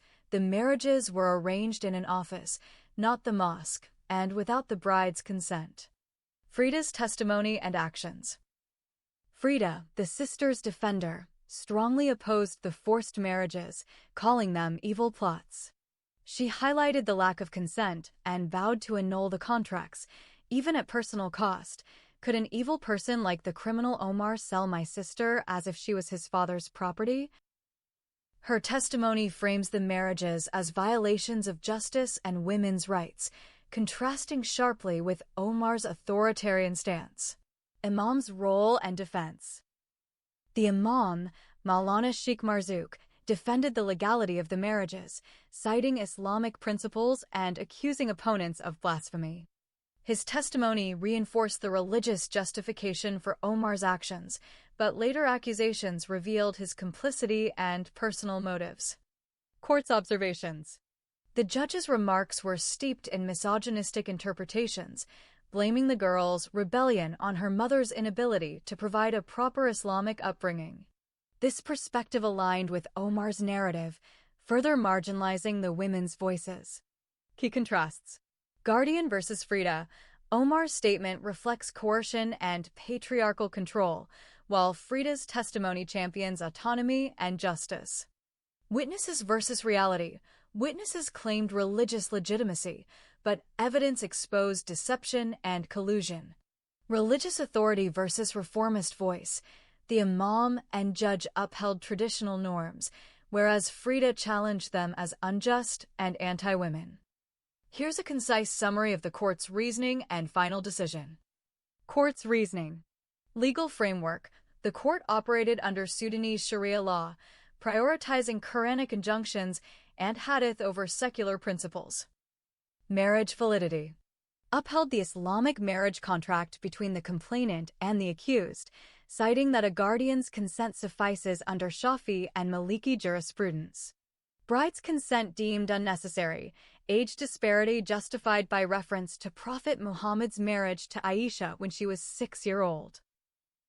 Religious justifications. Quoted Surah Al-Nisa 4, verse 34, and hadith of the Prophet Muhammad to legitimize male guardianship, underage marriage, and enforcement of obedience. Asserted that refusal to join husband constitutes rebellion, nushuz, warranting discipline. Dismissal of defense. Rejected arguments about lack of consent and coercion. Interpreted objections and critical remarks as blasphemy and moral corruption. Social context. Emphasized preserving Islamic morality and patriarchal norms, condemned women's autonomy as a threat to religious order. Final decision. Verdict. The Sharia court issued a verdict of obedience, hum al-ta'i, against the accused, and hadith over secular principles. Orders. Declared her the legal Muslim wife of the complainant. Directed police to forcibly transfer her to the husband's home, termed the House of Obedience, for consummation. Enforcement. Resistance could lead to detention, fines, and physical coercion. Additional measures. In related cases, lovers were punished, imprisonment for interference. Publicly framed as a victory for Sharia and Islamic values. Essence of outcome. The court legitimized forced marriage, annulled the woman's right to consent, and enforced obedience through state power, reinforcing systemic gender inequality under religious law. The judges of the Sharia court accused Firdos of blasphemy because she openly objected to her forced marriage to an elderly man and condemned the Prophet Muhammad's marriage to Aisha, who was a child bride at the time. This criticism was perceived as an attack on the Prophet's infallibility and Islamic traditions, which the judges considered sacred. In their view, questioning these practices amounted to blasphemy against the Prophet, whom they regarded as infallible, the master of creation, and sent by God as a mercy to humanity. As a result, the judges hurled severe insults and threats at her during the trial. They called her a disobedient wife, apostate, and immoral, and cursed her publicly. One judge shouted that if she were his daughter, he would cut off her tongue, while another said she needed a man to beat her day and night until her demons leave her head. These reactions reflected their belief that her statements were not only rebellious, but also sacrilegious, warranting punishment under their interpretation of Sharia law.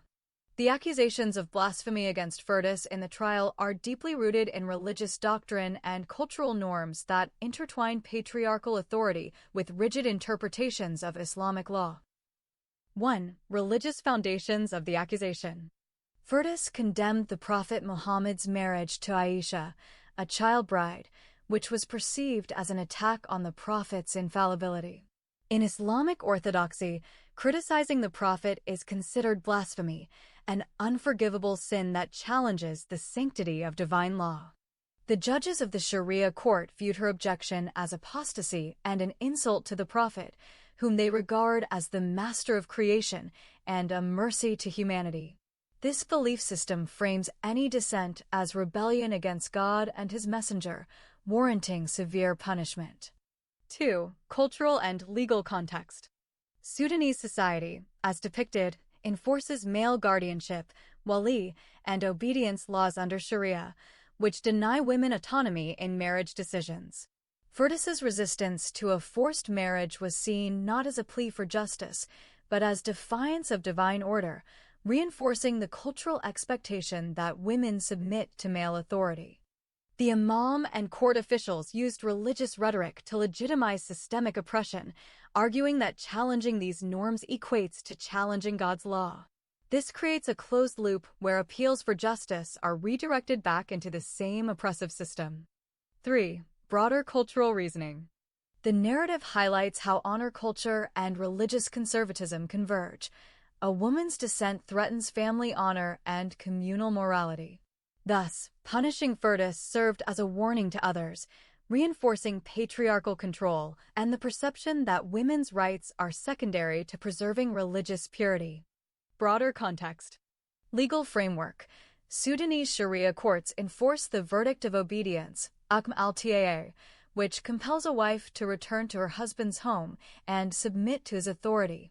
This ruling is rooted in patriarchal interpretations of Islamic law and codified in personal status codes. Systemic misogyny. Women are treated as property under male guardianship. Practices such as child marriage, marital rape, and confinement in houses of obedience are legitimized through religious texts and cultural norms. Female autonomy, whether in marriage, movement, or education, is criminalized. Religious justifications. Judges invoke Quranic verses, Surah Al-Nisa 4, verses 3 and 34, and Hadith of the Prophet to frame obedience as a divine duty. Disobedience is equated with sin, rebellion, and even apostasy, making resistance perilous. Impact on judges' behavior. Judicial bias. Judges operate as enforcers of patriarchal order rather than neutral arbiters. They dismiss women's testimony, ignore consent, and prioritize male honor over justice. Instrumentalization of law. The courtroom becomes a stage for coercion. Verdicts authorize police to abduct women and deliver them to husbands, legitimizing violence under the guise of morality. Moralizing rhetoric. Judicial discourse is saturated with misogynistic language, threats, and curses. Women asserting autonomy are vilified as immoral or satanic. Complicity in abuse. By upholding obedience rulings, judges enable systemic violence, forced consummation, marital rape, and psychological trauma, while presenting these acts as lawful and virtuous. Narrative significance. The trial illustrates how law and religion intersect to weaponize obedience as a tool of control. Judges' behavior reflects a fusion of legal formalism and patriarchal theology, transforming courts into instruments of oppression rather than justice. This is not an isolated ruling, but part of a broader system where misogyny is codified, dissent is criminalized, and women's bodies become battlegrounds for religious dogma and male dominance. Direct excerpt from the final judgment of the Sharia court judge on the dispute between the alleged husband Mr. Osman Al-Taib and his so-called disobedient wife Firdaus Ibrahim Mustafa Jabir. When the court was convinced of the legality of the marriage contract, the judge rose to his feet and issued his judgment as follows. In the name of God, the most gracious, the most merciful. Our holy prophet Muhammad, may God bless him and grant him peace, said, "Whoever punishes his daughters, disciplines them, and marries them, will enter paradise." Today we witness the case of a rebellious Muslim girl who lost her father when she was a child. That is why she did not receive the correct upbringing since her childhood. Her mother could not give her a good Islamic upbringing because she is a female, and as the messenger said, women are deficient in religion and intellect. So, her mother could not show her the right path. At the very least, she should have taught her to respect her noble prophet who never spoke in vain, but whose words are direct revelations from God. We have all heard her blasphemous words against the holy prophet and his beloved wife, Aisha, mother of the faithful. I seek refuge in God from such devilish talk. It is clear that such a girl needs a strong man who will discipline her and bring her back to the right path of her blessed Muslim ancestors. I am glad that her brother Omar acted in the right time and brought her a blessed man like Syed Osman al-Taib. I know it is not an easy decision for him to marry such a dissolute and rebellious girl, but since God has placed it in his big heart, he will help him. In my capacity as a Sharia court judge, I issue a verdict of obedience to the disobedient Muslim wife Firdaus Ibrahim Mustafa Jabir, the legal wife of Mr. Osman al-Taib. This esteemed Sharia court orders that the aforementioned wife must be transferred by law enforcement officers to the house of obedience to her husband so that he can consummate his marriage to her. I pray to God Almighty to grant him success in his new married life. Amen, O Lord of the worlds. The old man Osman al-Taib rose to his feet and began to applaud for the so-called just ruling issued by the Sharia court judge. The Imam of the mosque, Maulana Sheikh Marzouk, started shouting, "The truth has come and falsehood has been crushed, for the falsehood is always defeated." Then he started shouting Allahu Akbar. And the gang members of Mr. Osman al-Taib repeated after their Imam, "Allah is the greatest." Excerpt about the end of the trial.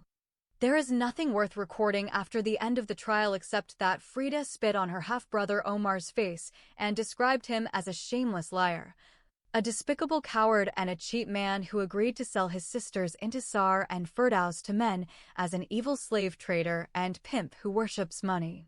However, Omar was unable to take revenge, most likely due to his physical impotence. When they left the courtroom, Farida wanted to confront Mr. Osman al-Taib and attack him again, but the police authority prevented her. The undercover visit of Frida to the house of Hajj Muhammad. Purpose of the visit. Frida, the elder sister of Intisar and Firdaus, visited Hajj Muhammad's home with a clear objective: to uncover the truth behind the sinister plots that had ruined her sisters' lives. She suspected Hajj Muhammad of being the mastermind behind 2 fraudulent marriages and wanted evidence to expose him. Excerpts from the text on enticing the witch doctor and extracting the truth about the 2 conspiracies of the forced marriages of Intisar and Firdaus. Those who visited the witch doctor's private room a month ago will notice some changes on their second visit. The great wizard no longer squats on the red carpet, but reclines on a large white mattress that covers the entire floor. The room is divided into 2 parts, separated by beautiful sheer black curtains with white stripes. This division may have been created to keep the fearsome black creature Daldum out of sight. So, the witch doctor can talk to him from behind the veil and keep some privacy. When it's time to pick the lucky number, the visitor won't be shocked to see the monstrous Dracula emerge from thin air. Besides these structural changes, other changes can also be noticed by his visitors. The first is the position the great sorcerer himself is now in. Before, the great magician was squatting like a statue of Lord Buddha, but now he is reclining on a large bed as if he is the notorious womanizer of the Abbasid dynasty, Caliph Harun al-Rashid. His back is supported by many pillows. Another change is the addition of soothing music like the music one can hear if they are traveling in business class on an airplane. Therefore, the soothing music will not hinder the evil deal between the witch doctor and the angry visitor. On that very morning, because of their victory the previous day in the Sharia court, the clean heart of the compassionate sorcerer is filled with happiness and his body full of lust. He is envious of the old man Mr. Osman al-Taib for the pretty underage girl he got as a bride. So, he longs for another pretty teenage girl who will complement his joy and satisfy his insatiable lust. Suddenly he saw the door open from the outside and his heart's wish was instantly fulfilled. She immediately came and fell at his feet and kissed them. Instead of touching her cheeks, as was his old habit, the witch doctor touched something else inside her extremely high chest. Therefore, the sexy girl jumped back and kept a safe distance.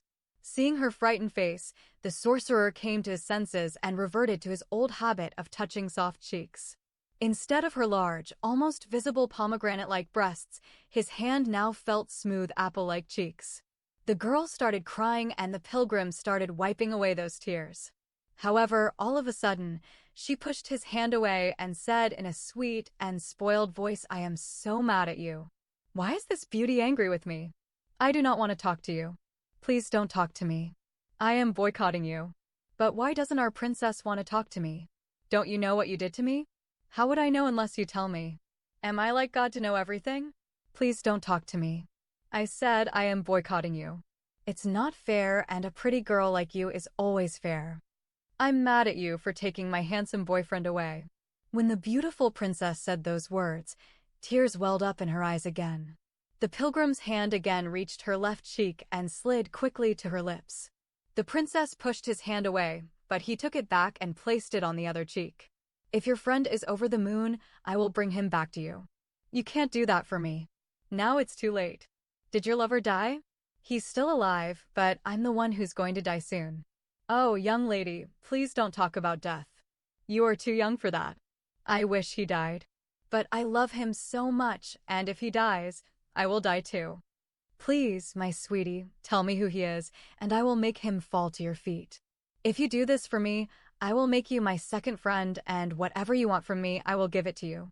If you want my beautiful eyes and sexy body, I will gladly give them to you. We will be friends from today onwards. The princess said in a sweet, spoiled voice, You know, Hajj Muhammad, I was about to kill myself yesterday, but my girlfriend Hanan saved my life just in time.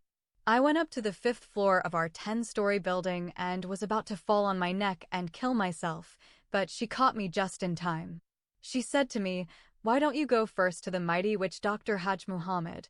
He can make a dead corpse stand up and walk, and he can fly like a crow in the air. He can also transform into a werewolf on the night of the full moon. He is just like God and Satan, and nothing is impossible for him. Therefore, whatever your problem is, he can solve it for you. He has divine attributes and demonic qualities, just like a god and a devil. I told her he separated us. She told me Hajj Muhammad is innocent. Your cheating boyfriend was the one who cheated on him and made him think he didn't have a girlfriend. That means your boyfriend left you and fell in love with another girl. Yes, that's what he did, and you helped him get the other girl. Why didn't you believe your girlfriend Hanan, who told you that I was an innocent man? Besides, you are a beautiful girl. So many boys will be willing to marry you. So, forget about that traitorous boy. No one will care about me after he ruined my life and left me. How did he ruin your life? Didn't you see my big stomach? When Frida said this, she showed the magician her stomach, which appeared to him as a woman in her 5th month of pregnancy. She had put something under her clothes that made her look like she was pregnant. Hajj Muhammad was amazed when he saw this. Why did you allow him to deceive you? Because he told me I will marry you soon. Then he had sex with me, made me pregnant with his illegitimate child, left me, and married the other girl. He will also cheat on the other girl and then dump her and go for another pretty girl. He is like the famous Italian womanizer Casanova who loved women more than he loved his God. He will not deceive her. He had been stalking her for a long time without my knowledge. When he learned that she was going to marry another boy she loved, he came to you. Then you helped him to marry her. How Frida gained access. Frida approached Hajj Muhammad without revealing her true identity as the sister of the victims. She presented herself as a neutral visitor, which led Hajj Muhammad to speak freely, unaware of her connection to Intisar and Firdaus. Key events during the visit. Secret recording of confession. Frida carried a small detective tape recorder and discreetly recorded the entire conversation. Hajj Muhammad confessed openly, admitting he orchestrated the 2 false marriages and manipulated events for personal gain. He implicated others, including Hassan's father and Osman al-Taib, in these plots. Revelation of his character. During the conversation, Hajj Muhammad displayed arrogance and lustful behavior, even making indecent proposals to Frida. He offered her wealth and hinted at sexual favors, which she accepted without intending to keep her promise to him. Critical information obtained. He disclosed that the Sharia court's verdict of obedience would soon be enforced against Firdaus, meaning police would take her to Osman al-Taib's house. He also revealed Osman's plan to take Firdaus on a honeymoon to Europe. Frida's reaction. Initially shocked and fearful, Frida considered leaving immediately to warn her allies. However, she decided to stay longer to extract more incriminating details, knowing this evidence could be pivotal in court.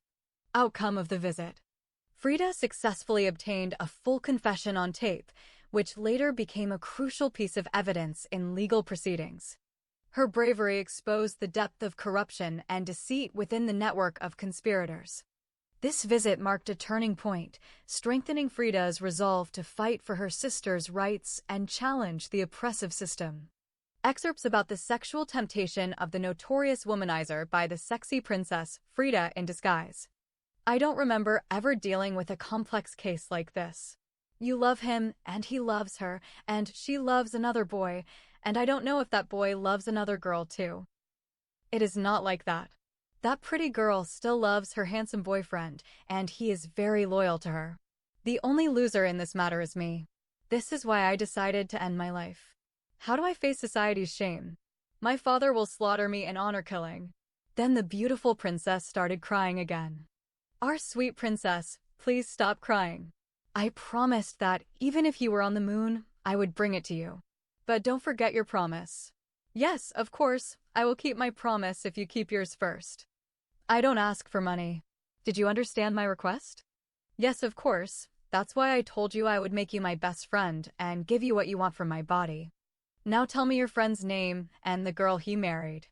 His name is Hassan Majub al-Hilali, and the girl. Before Farida could say the girl's name, Haj Muhammad shouted Intisar Ibrahim Mustafa Jabir. Yes, she is the girl who married my friend. My sweet princess, you have asked me for the impossibility. I can do everything for you except this insurmountable demand. When the sexy princess hears the refusal of the notorious womanizer to her alleged insurmountable demand, she falls on the carpet and begins to weep. While she is pretending to be disappointed and lying on her stomach, she stretches her long legs. Then she purposely exposes her thighs until her little swimsuit-like red underwear appeared. Such exposure of her inner charm causes Haj Muhammad heart to beat faster, and his big dick stands inside his underwear like the cannon of Ramadan ready to fire at its intended target, her big ass and hidden virgin hairy pussy.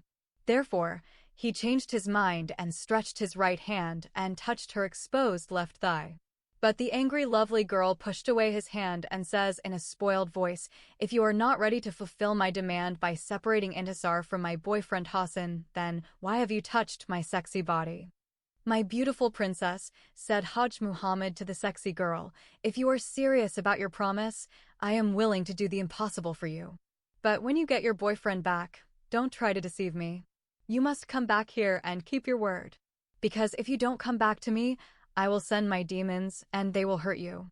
If you want to know what they will do to you, ask any person in this city what will happen to the girl who tries to deceive the mighty witch Dr. Haj Muhammad." Of course, I knew that before you told me. My girlfriend Hanan told me what would happen to me if I tried to deceive you.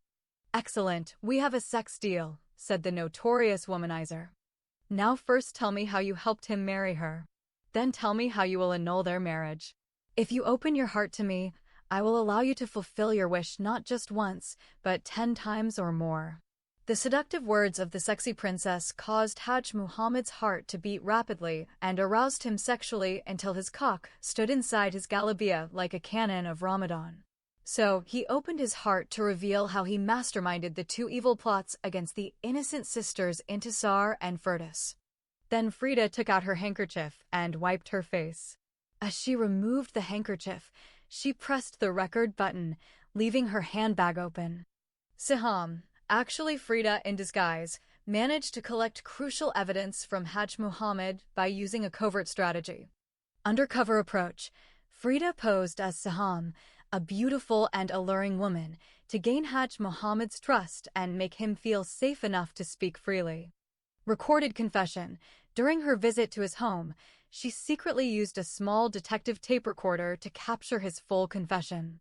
In this confession, Haj Muhammad admitted that he was the mastermind behind 2 fraudulent marriage plots. He collaborated with others, including Hassan's father and Mr. Osman Al-Taib, to orchestrate these 2 marriage schemes. Outcome: this tape became a key piece of evidence, revealing his sinister plans and linking him directly to the conspiracies. The setting. Siham arrives at Haj Muhammad's house with a mixture of suspicion and dread. The air is heavy, the silence punctuated only by the creak of the old wooden doors. She senses that something momentous is about to be disclosed, something that will shatter her understanding of the forces arrayed against her and her companions. The revelation. Hajj Muhammad, a man deeply entangled in the patriarchal and religious networks of power, begins to speak with a grave tone. He reveals that Intisar's marriage, and by extension the marriages of other women like her, was never about love, companionship, or family honor. Instead, it was part of a calculated conspiracy orchestrated by powerful men in her community. The plot: the elders and religious authorities had conspired to use marriage as a tool of control. By forcing women into unions with men chosen by the patriarchal order, they ensured obedience, silenced dissent, and reinforced the authority of Sharia as interpreted by the ruling elite. The mechanism. Hajj Muhammad explains that the marriages were arranged not only to bind women legally and socially, but also to strip them of autonomy. Once married, women like Siham would lose the right to contest authority, to inherit freely, or to pursue education. The conspiracy was designed to make resistance nearly impossible. The betrayal. Siham learns that her own family was complicit. Relatives had been pressured or bribed into agreeing to her two sisters' marriages, presenting it as a matter of honor while secretly serving the interests of those in power. Siham's reaction. The revelation hits Siham like a storm. She realizes that her struggle is not just against one man or one family, but against a vast system of collusion. Her sisters' marriages were never theirs. They were cages built deliberately to contain their spirits.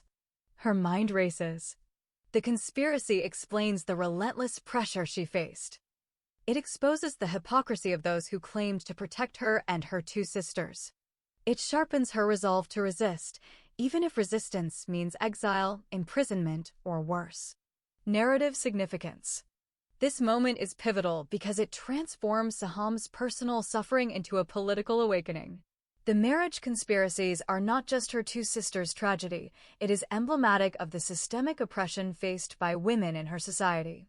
Hajj Muhammad's confession, though reluctant, becomes the key that unlocks her understanding of the broader system of misogyny and women's abuse.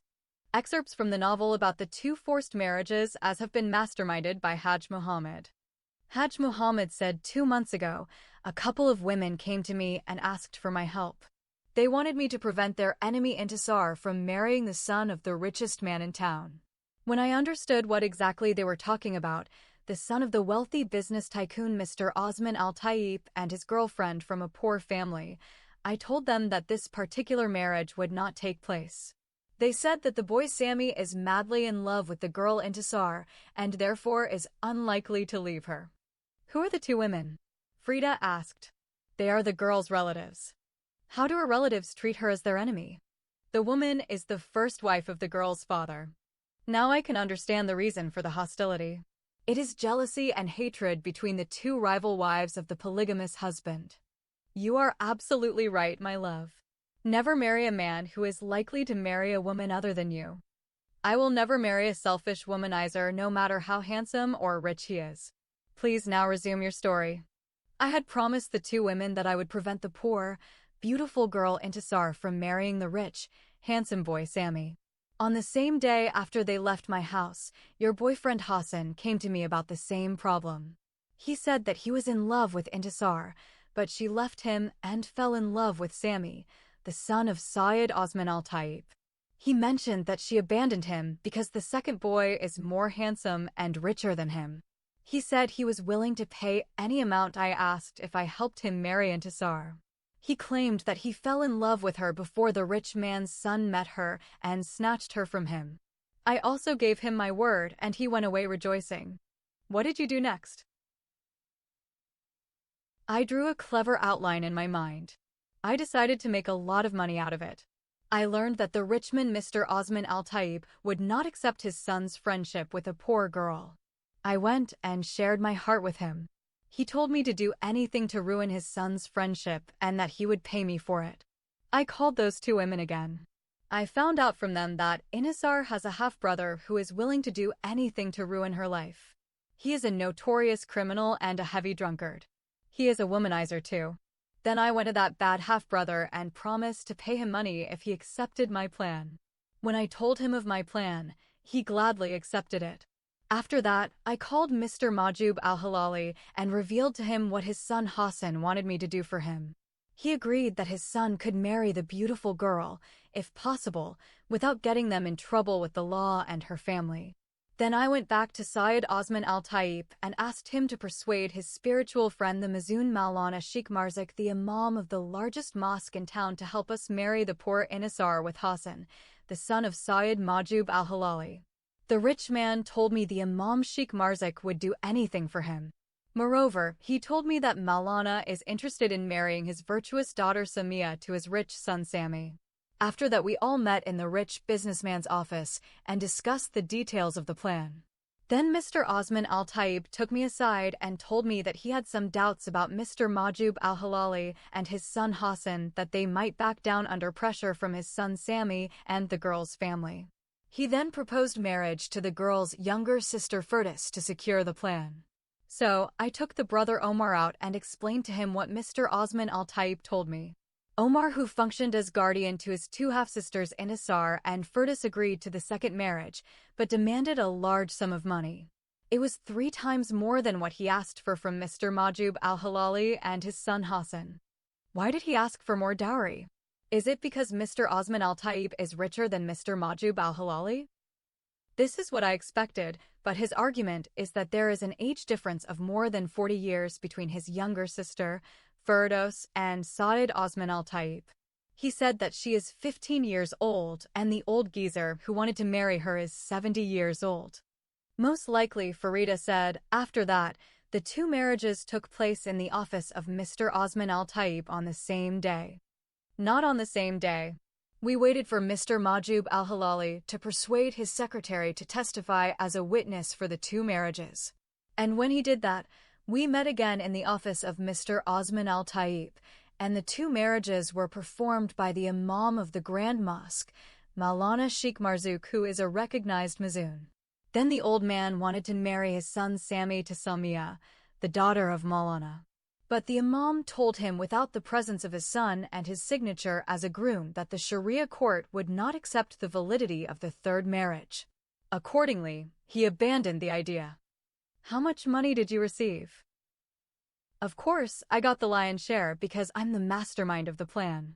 I got 2 shares from the guardian Omar, 2 shares from Mr. Osman al-Taib, and 1 share from Mr. Majub al-Halali and his son Hassan. The reaction of Saham, who is Frida in disguise when she sees the scary creature Daldum. Now tell me how you will spoil Hassan and Inisar's marriage and divorce them. This is not my job. It is the work of Daldum and his demons. Before Frida's thoughts came up with the words and asked whether the term Daldum referred to a human being, a demon, or Satan himself, the sorcerer called upon his faithful servant, the chief of his devils. The beautiful princess is not ready for the sudden manifestation of the scary Dracula, and when she suddenly saw him standing before her eyes, she cried out loud. She tried to get to her feet and run away, but she could not. Even so, she crawled to her knees and tried to stand up but again failed. As she crawled out, her short dress was rolled up to reveal her little red underwear. The lustful womanizer, Hajj Muhammad, enjoys seeing her big yellow hips and large buttocks on full display. Now his erect cock becomes standing like a big stick inside a tent. He felt like standing on his feet, jumping over her exposed private parts, inserting his large cock into her half-visible hairy pussy from behind, fucking her, or rather raping her on the red carpet. But somehow the notorious womanizer managed to control his lust. Somehow the terrified sexy girl managed to push her body all the way to the toilet, and there she got to her feet. She quickly opened the door and entered, locking herself inside. It took Hajj Muhammad 10 minutes to convince Frida that Daldum is not a demon, but a human being like her and him. She is sweating and shaking like a reed. She opened the toilet door and walked out. She asked the witch doctor to support her or she might collapse and die in his house. The pilgrim approached her and then hugged her sexy body with lust, and he felt her breasts like spears on his chest. He felt that half of his sexual desire for the beautiful princess had been fulfilled. The notorious womanizer wanted to enjoy her sexy body, but he realized that the beautiful princess is not ready to make love at that moment. When Frida saw Daldum again, she closed her eyes and said, "Please, Hajj Muhammad, tie him with strong ropes, or you can drive him out of your house." These words the demonic man took as a personal insult, and so he made an ugly fuss and strode forward towards his female insulter. When Frida opened her eyes and saw Daldum within her reach, she began to utter inaudible words. Hajj Muhammad feared that she would die in his hands, so he rebuked the demonic leader of his evil spirits. The bag of darkness retracted, and his anger remained within. Hajj Muhammad brought the frightened girl back to her old condition. "Don't be afraid of him." He then assured her that the scary Daldum is not harmless to his visitors, but devastating to their enemies. "I don't like to see his scary, ugly face. Would you tell him to disappear or get out of the room? I am afraid that he will rape my body or possess my mind and heart like a demon." Daldum said angrily, "Would you please stop talking like that?" "He is more important than me in this business," the sorcerer said to the extremely terrified girl. "If he has to go, I can't help you alone." Frida gradually overcame her fear. Yet, she kept her eyes closed tightly. "Show our beautiful princesses your love list." Daldum brought out his black book out of his pocket. When he saw the eyes of the princess still closed, he handed the book to Hajj Muhammad. "Our princess here is a list of 13 invisible numbers. You are required to choose one of them at random. Your choice should be between 1 to 13. What do the numbers mean? Each number represents a specific penalty for your enemy. In your case, your enemy is Intisar.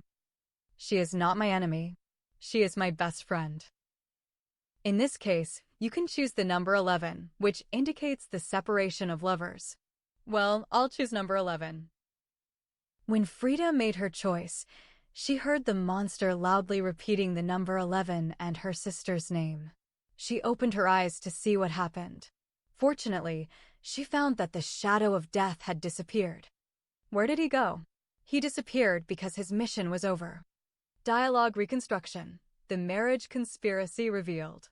Scene: inside Hajj Muhammad's dimly lit sitting room. The air is heavy with incense, but beneath it lingers the weight of secrets. Siham sits across from Hajj Muhammad, her hands clenched tightly in her lap.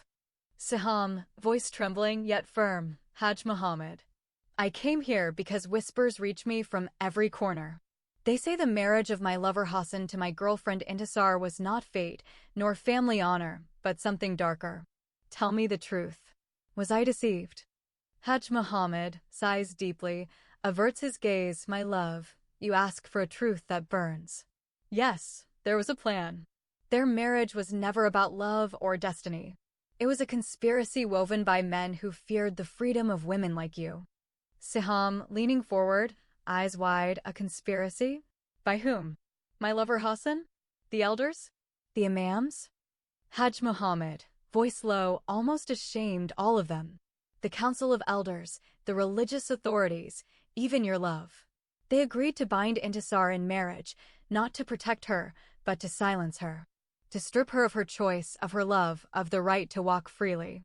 Marriage was their weapon." Siham, her voice rising, filled with anguish. "So my vows were chains, forged not by God, but by men drunk on power. My own lover betrayed me." Hajj Muhammad nods slowly, his face etched with guilt. "They told themselves it was honor. They told themselves it was obedience. But in truth, it was fear. Fear of her voice, fear of her defiance. They conspired to cage Intisar, as they have caged countless women before her." Siham, clutching her chest, whispering, "And you knew? You sat in their councils, you heard their bargains, and you said nothing." Hajj Muhammad, his voice breaking, "I am guilty too. I kept silent, thinking it was not my place to intervene. But silence is complicity. And now I see the cruelty of what was done." Siham, straightening, her voice steady now, filled with resolve. "Then hear me, Hajj Muhammad. I will not be their next obedient wife. I will not bow to verdict of obedience written in fear. If they conspired to cage me, I would conspire to break free. Their chains will not hold me." The room falls silent. Hajj Muhammad lowers his head, knowing that in revealing the truth he has lit a fire that cannot be extinguished. Siham rises, her spirit unbroken, her path now clear. This dialogue dramatizes the moment as a turning point. Firdas and Intisar's personal betrayal transforms into political clarity. The conspiracy is exposed not just as her two sisters' tragedy, but as a systemic weapon against women. In the novel, the revelation to Siham about how Hajj Muhammad orchestrated the two forced marriages of Intisar and Firdas is presented as a pivotal moment. It unfolds through a combination of dialogue and narrative exposition. Indirect clues first, Siham begins to piece things together from overheard conversations and inconsistencies in family accounts. These hints create suspicion before the full truth emerges. Direct confession or confrontation. The decisive reveal occurs when Siham either confronts Hajj Muhammad or learns from a trusted source who discloses the manipulation behind the marriages. The text emphasizes that Hajj Muhammad used his influence and authority to pressure both families, framing the marriages as necessary for honor and social standing. Emotional impact. The scene highlights Siham's shock and sense of betrayal of her two sisters, as the revelation undermines their trust in family traditions and exposes the coercive nature of the arrangements. Here's another summary of the motivations and methods attributed to Hajj Muhammad based on the text. Motivations. Power and influence. Hajj Muhammad sought to establish himself as a figure of authority, blending roles of hospital physician, spiritual healer, and witch doctor. His reputation gave him immense social leverage, making him indispensable to the community. Control and dominance. He thrived on fear and superstition, using these to maintain control over individuals and families. His influence extended into politics and wealth, as he was credited with aiding the rise of prominent figures. Personal gratification. The text suggests a darker, exploitative side. He enjoyed the vulnerability of women who sought his help, often deriving pleasure from their fear and distress. Social status. His house became a hub for visitors, especially women, reinforcing his image as a compassionate savior while secretly manipulating situations for personal and social gain. Methods. Spiritual practices. He used rituals such as spitting on faces, burning incense, and prescribing medicines like Bokhara, incense made from Quranic verses. Mahia, black water prepared by washing Quranic verses off a wooden slate. Psychological manipulation, leveraged fear, superstition, and rumors of supernatural powers, like shapeshifting, demonic servants like Daldum, to intimidate and control. Social engineering, acted as a fixer in disputes, especially marital issues, preventing second marriages through intimidation and sending loyal servants to harass rivals. Claims of miraculous healing, promised cures for incurable diseases, AIDS, cancer, Ebola, coronavirus, and solutions for infertility, which enhanced his credibility among desperate individuals. Threats and black magic allegedly caused deaths, madness, and misfortune through occult practices, reinforcing his aura of invincibility. The conspiracies revealed revolve around a deeply patriarchal and coercive system that manipulates religious and legal authority to control women's lives. Here are the key details. First conspiracy: forced marriage of Intisar.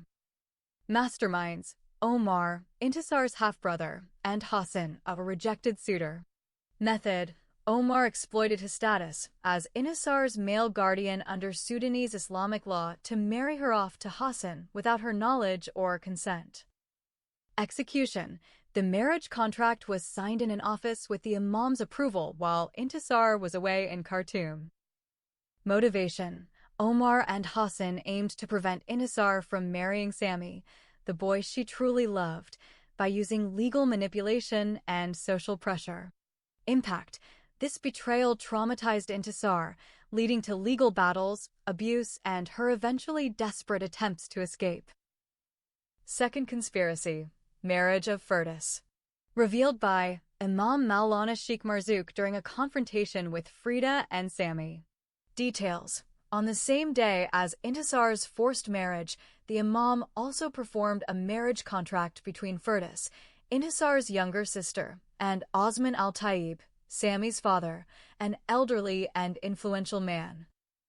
Significance: this second marriage, arranged without Firdas's consent, demonstrates the systemic abuse of religious authority and the commodification of women as pawns in power struggles. Underlying motives and broader network. Financial and social gain. Osman al-Tayyib paid Omar to secure these marriages, treating the sisters as property. Religious legitimization. The Imam used Sharia law to justify these acts, presenting them as lawful while ignoring ethical considerations. Criminal elements. Figures like Hajj Muhammad acted as intermediaries, boasting about orchestrating these marital plots. Hajj Muhammad's revelation to Siham, who is actually Frida in disguise, happens through a carefully orchestrated trap. Here's how it unfolds. The setup: Frida pretends to be a glamorous woman named Siham to lure Hajj Muhammad into conversation. She leaves her handbag open with a hidden recorder running, ensuring every word is captured. The confession. Believing he is speaking to Siham, Hajj Muhammad boasts about his role as the mastermind behind two sinister marriage plots. He explains that two women approached him to stop Intisar from marrying Sammy, the son of a wealthy man. He admits he arranged for Intisar to be married off to Hassan and for her sister Firdaus to marry Mr. Osman al-Tayyib, exploiting his religious authority to legitimize these forced marital unions. Details of the conspiracy. He identifies the women as relatives of Intisar, motivated by jealousy between rival wives. He also reveals how he collaborated with powerful men and used Sharia formalities to make the marriages appear lawful. Outcome: Frida successfully records the entire confession, which later becomes crucial evidence. This tape exposes Hajj Muhammad's complicity and leads to his downfall. Here are the key details about Hajj Muhammad's confession from the novel. 1. How the confession was obtained. The confession was secretly recorded by Frida, who visited Hajj Muhammad's home posing as an ordinary visitor. She used a small detective tape recorder without revealing her identity as the sister of the victims, Intisar and Firdaus. This allowed Hajj Muhammad to speak freely, believing he was safe. 2. What he admitted. Hajj Muhammad openly confessed that he was the mastermind behind two sinister plots: the orchestration of two false marriages involving the sisters Intisar and Firdaus. He acknowledged receiving bribes from influential figures, including Hassan's father and Osman al-Tayyib, to carry out these schemes. He admitted that these marriages were not conducted in a mosque as claimed but in a private office. 3. His role and motives. He acted as a witch doctor and manipulator, using his reputation and influence to deceive families.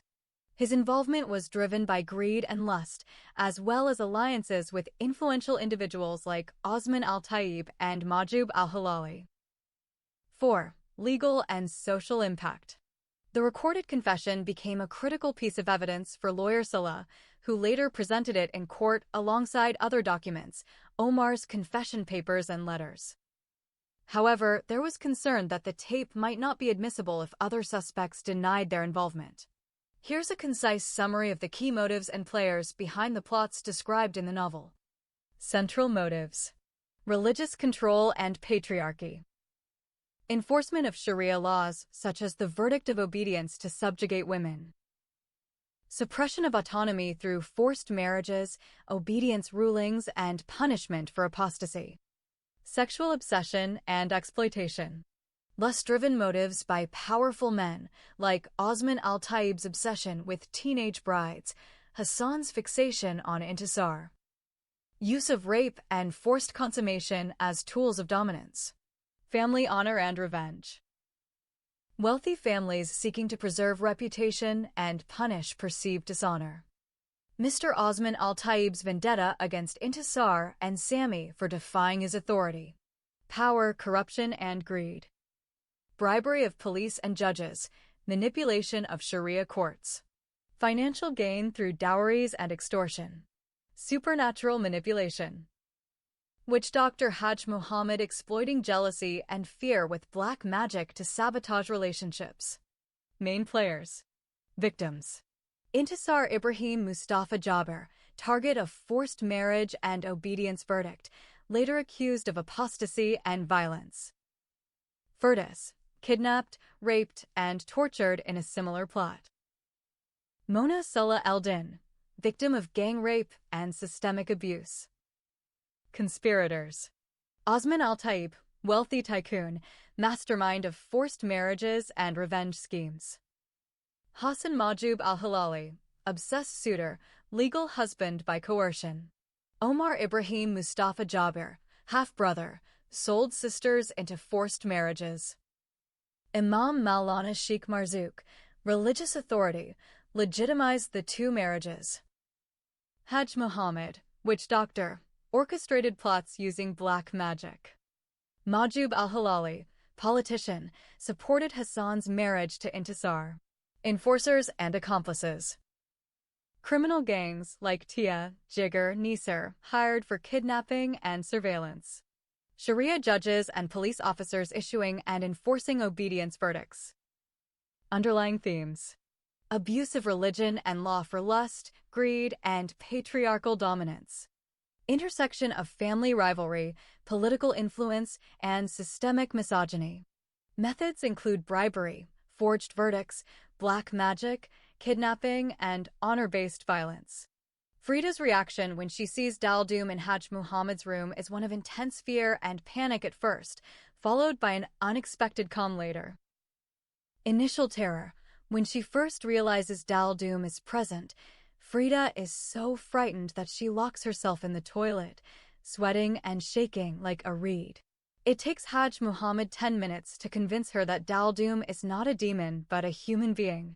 Even then, she asks Hajj Muhammad to tie Daldum up or drive him out of the house, fearing he might harm her physically, sexually, or mentally. Escalation of fear. When Daldum moves closer, Frida becomes so terrified that she utters inaudible words, and Hajj Muhammad fears she might die from shock. She even says she does not want to see Daldum's scary, ugly face and worries he might rape her or possess her mind. Daldum's sudden manifestation frightens the female visitors because he represents an unexpected and ominous disruption in a space they perceive as safe and orderly. In the narrative, Daldum is associated with chaos, danger, and possibly supernatural or violent undertones. When such a figure appears abruptly in Hajj Muhammad's home, a setting tied to hospitality and sanctity, he creates a stark contrast that heightens fear. The women's reaction stems from violation of social norms. His presence breaks the expected decorum of a domestic or religiously respectful environment. Symbolic threat. Daldum embodies menace or unpredictability, which clashes with the calm and reverent atmosphere. Element of surprise. Suddenness amplifies anxiety, as they have no time to rationalize or prepare for the intrusion. The reactions of other characters to Daldum in the verdict of obedience against the Muslim wife are shaped by fear, awe, and superstition. Here's a detailed breakdown based on the text. 1. Fear and unease. Daldum's sudden appearance and ghastly, otherworldly demeanor terrify those who encounter him. Characters like Badriya and her mother Sakina are deeply unsettled, perceiving him as possibly not even human but a demonic being or a manifestation of black magic. His presence is described as deeply unsettling, creating an atmosphere of dread whenever he enters the scene. 2. Awe and belief in his power. Daldum is seen as the embodiment of occult authority. Characters believe his actions have real, dire consequences, madness, suicide, or calamity for those targeted. His role as the executor of curses makes him more feared than Hajj Muhammad, reinforcing the seriousness of the witch doctor's rituals. 3. Perception of supernatural authority. Daldum is regarded as a conduit to the world of evil spirits and demons. His involvement elevates the perceived inevitability of magical vengeance.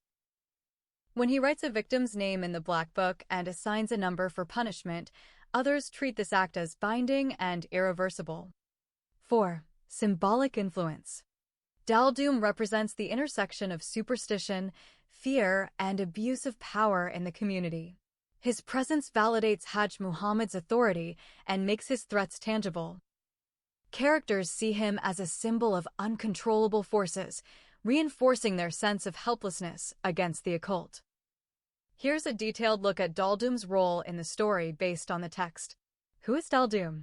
Daldum is portrayed as Hajj Muhammad's demonic servant and enforcer, often described as a short, black, ogre-like or ghoul-like figure. His appearance is terrifying and deliberately used to instill fear. He is not considered a normal human. His origin is shrouded in mystery and folklore. Characters interpret him as a jinn, demon, or even the devil himself, capable of appearing and disappearing at will. Core functions: scribe and record keeper.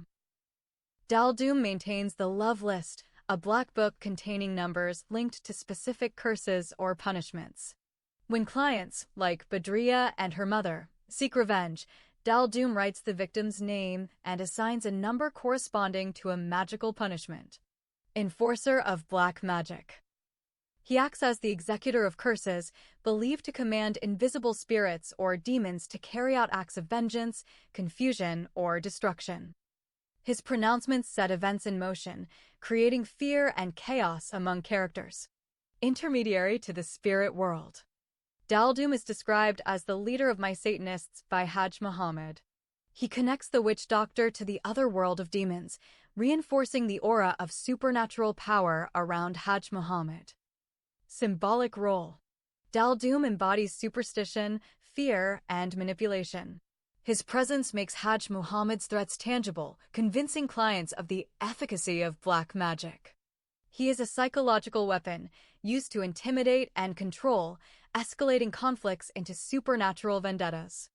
Impact on other characters. Characters like Badriya and her mother Frida are terrified by Daldum, which drives them to comply with Hajj Muhammad's rituals. His ghastly appearance and ritualistic role amplify the sense of doom, reinforcing societal beliefs in occult practices. Here's a full character analysis of Daldum, including his symbolic role, relationship with Hajj Muhammad, and how these reactions influence the plot and themes. Identity and description. Daldum is introduced as a grotesque, almost supernatural figure, short, dark, dressed entirely in black, holding a black pen and book. His sudden appearance terrifies characters, reinforcing his aura of dread.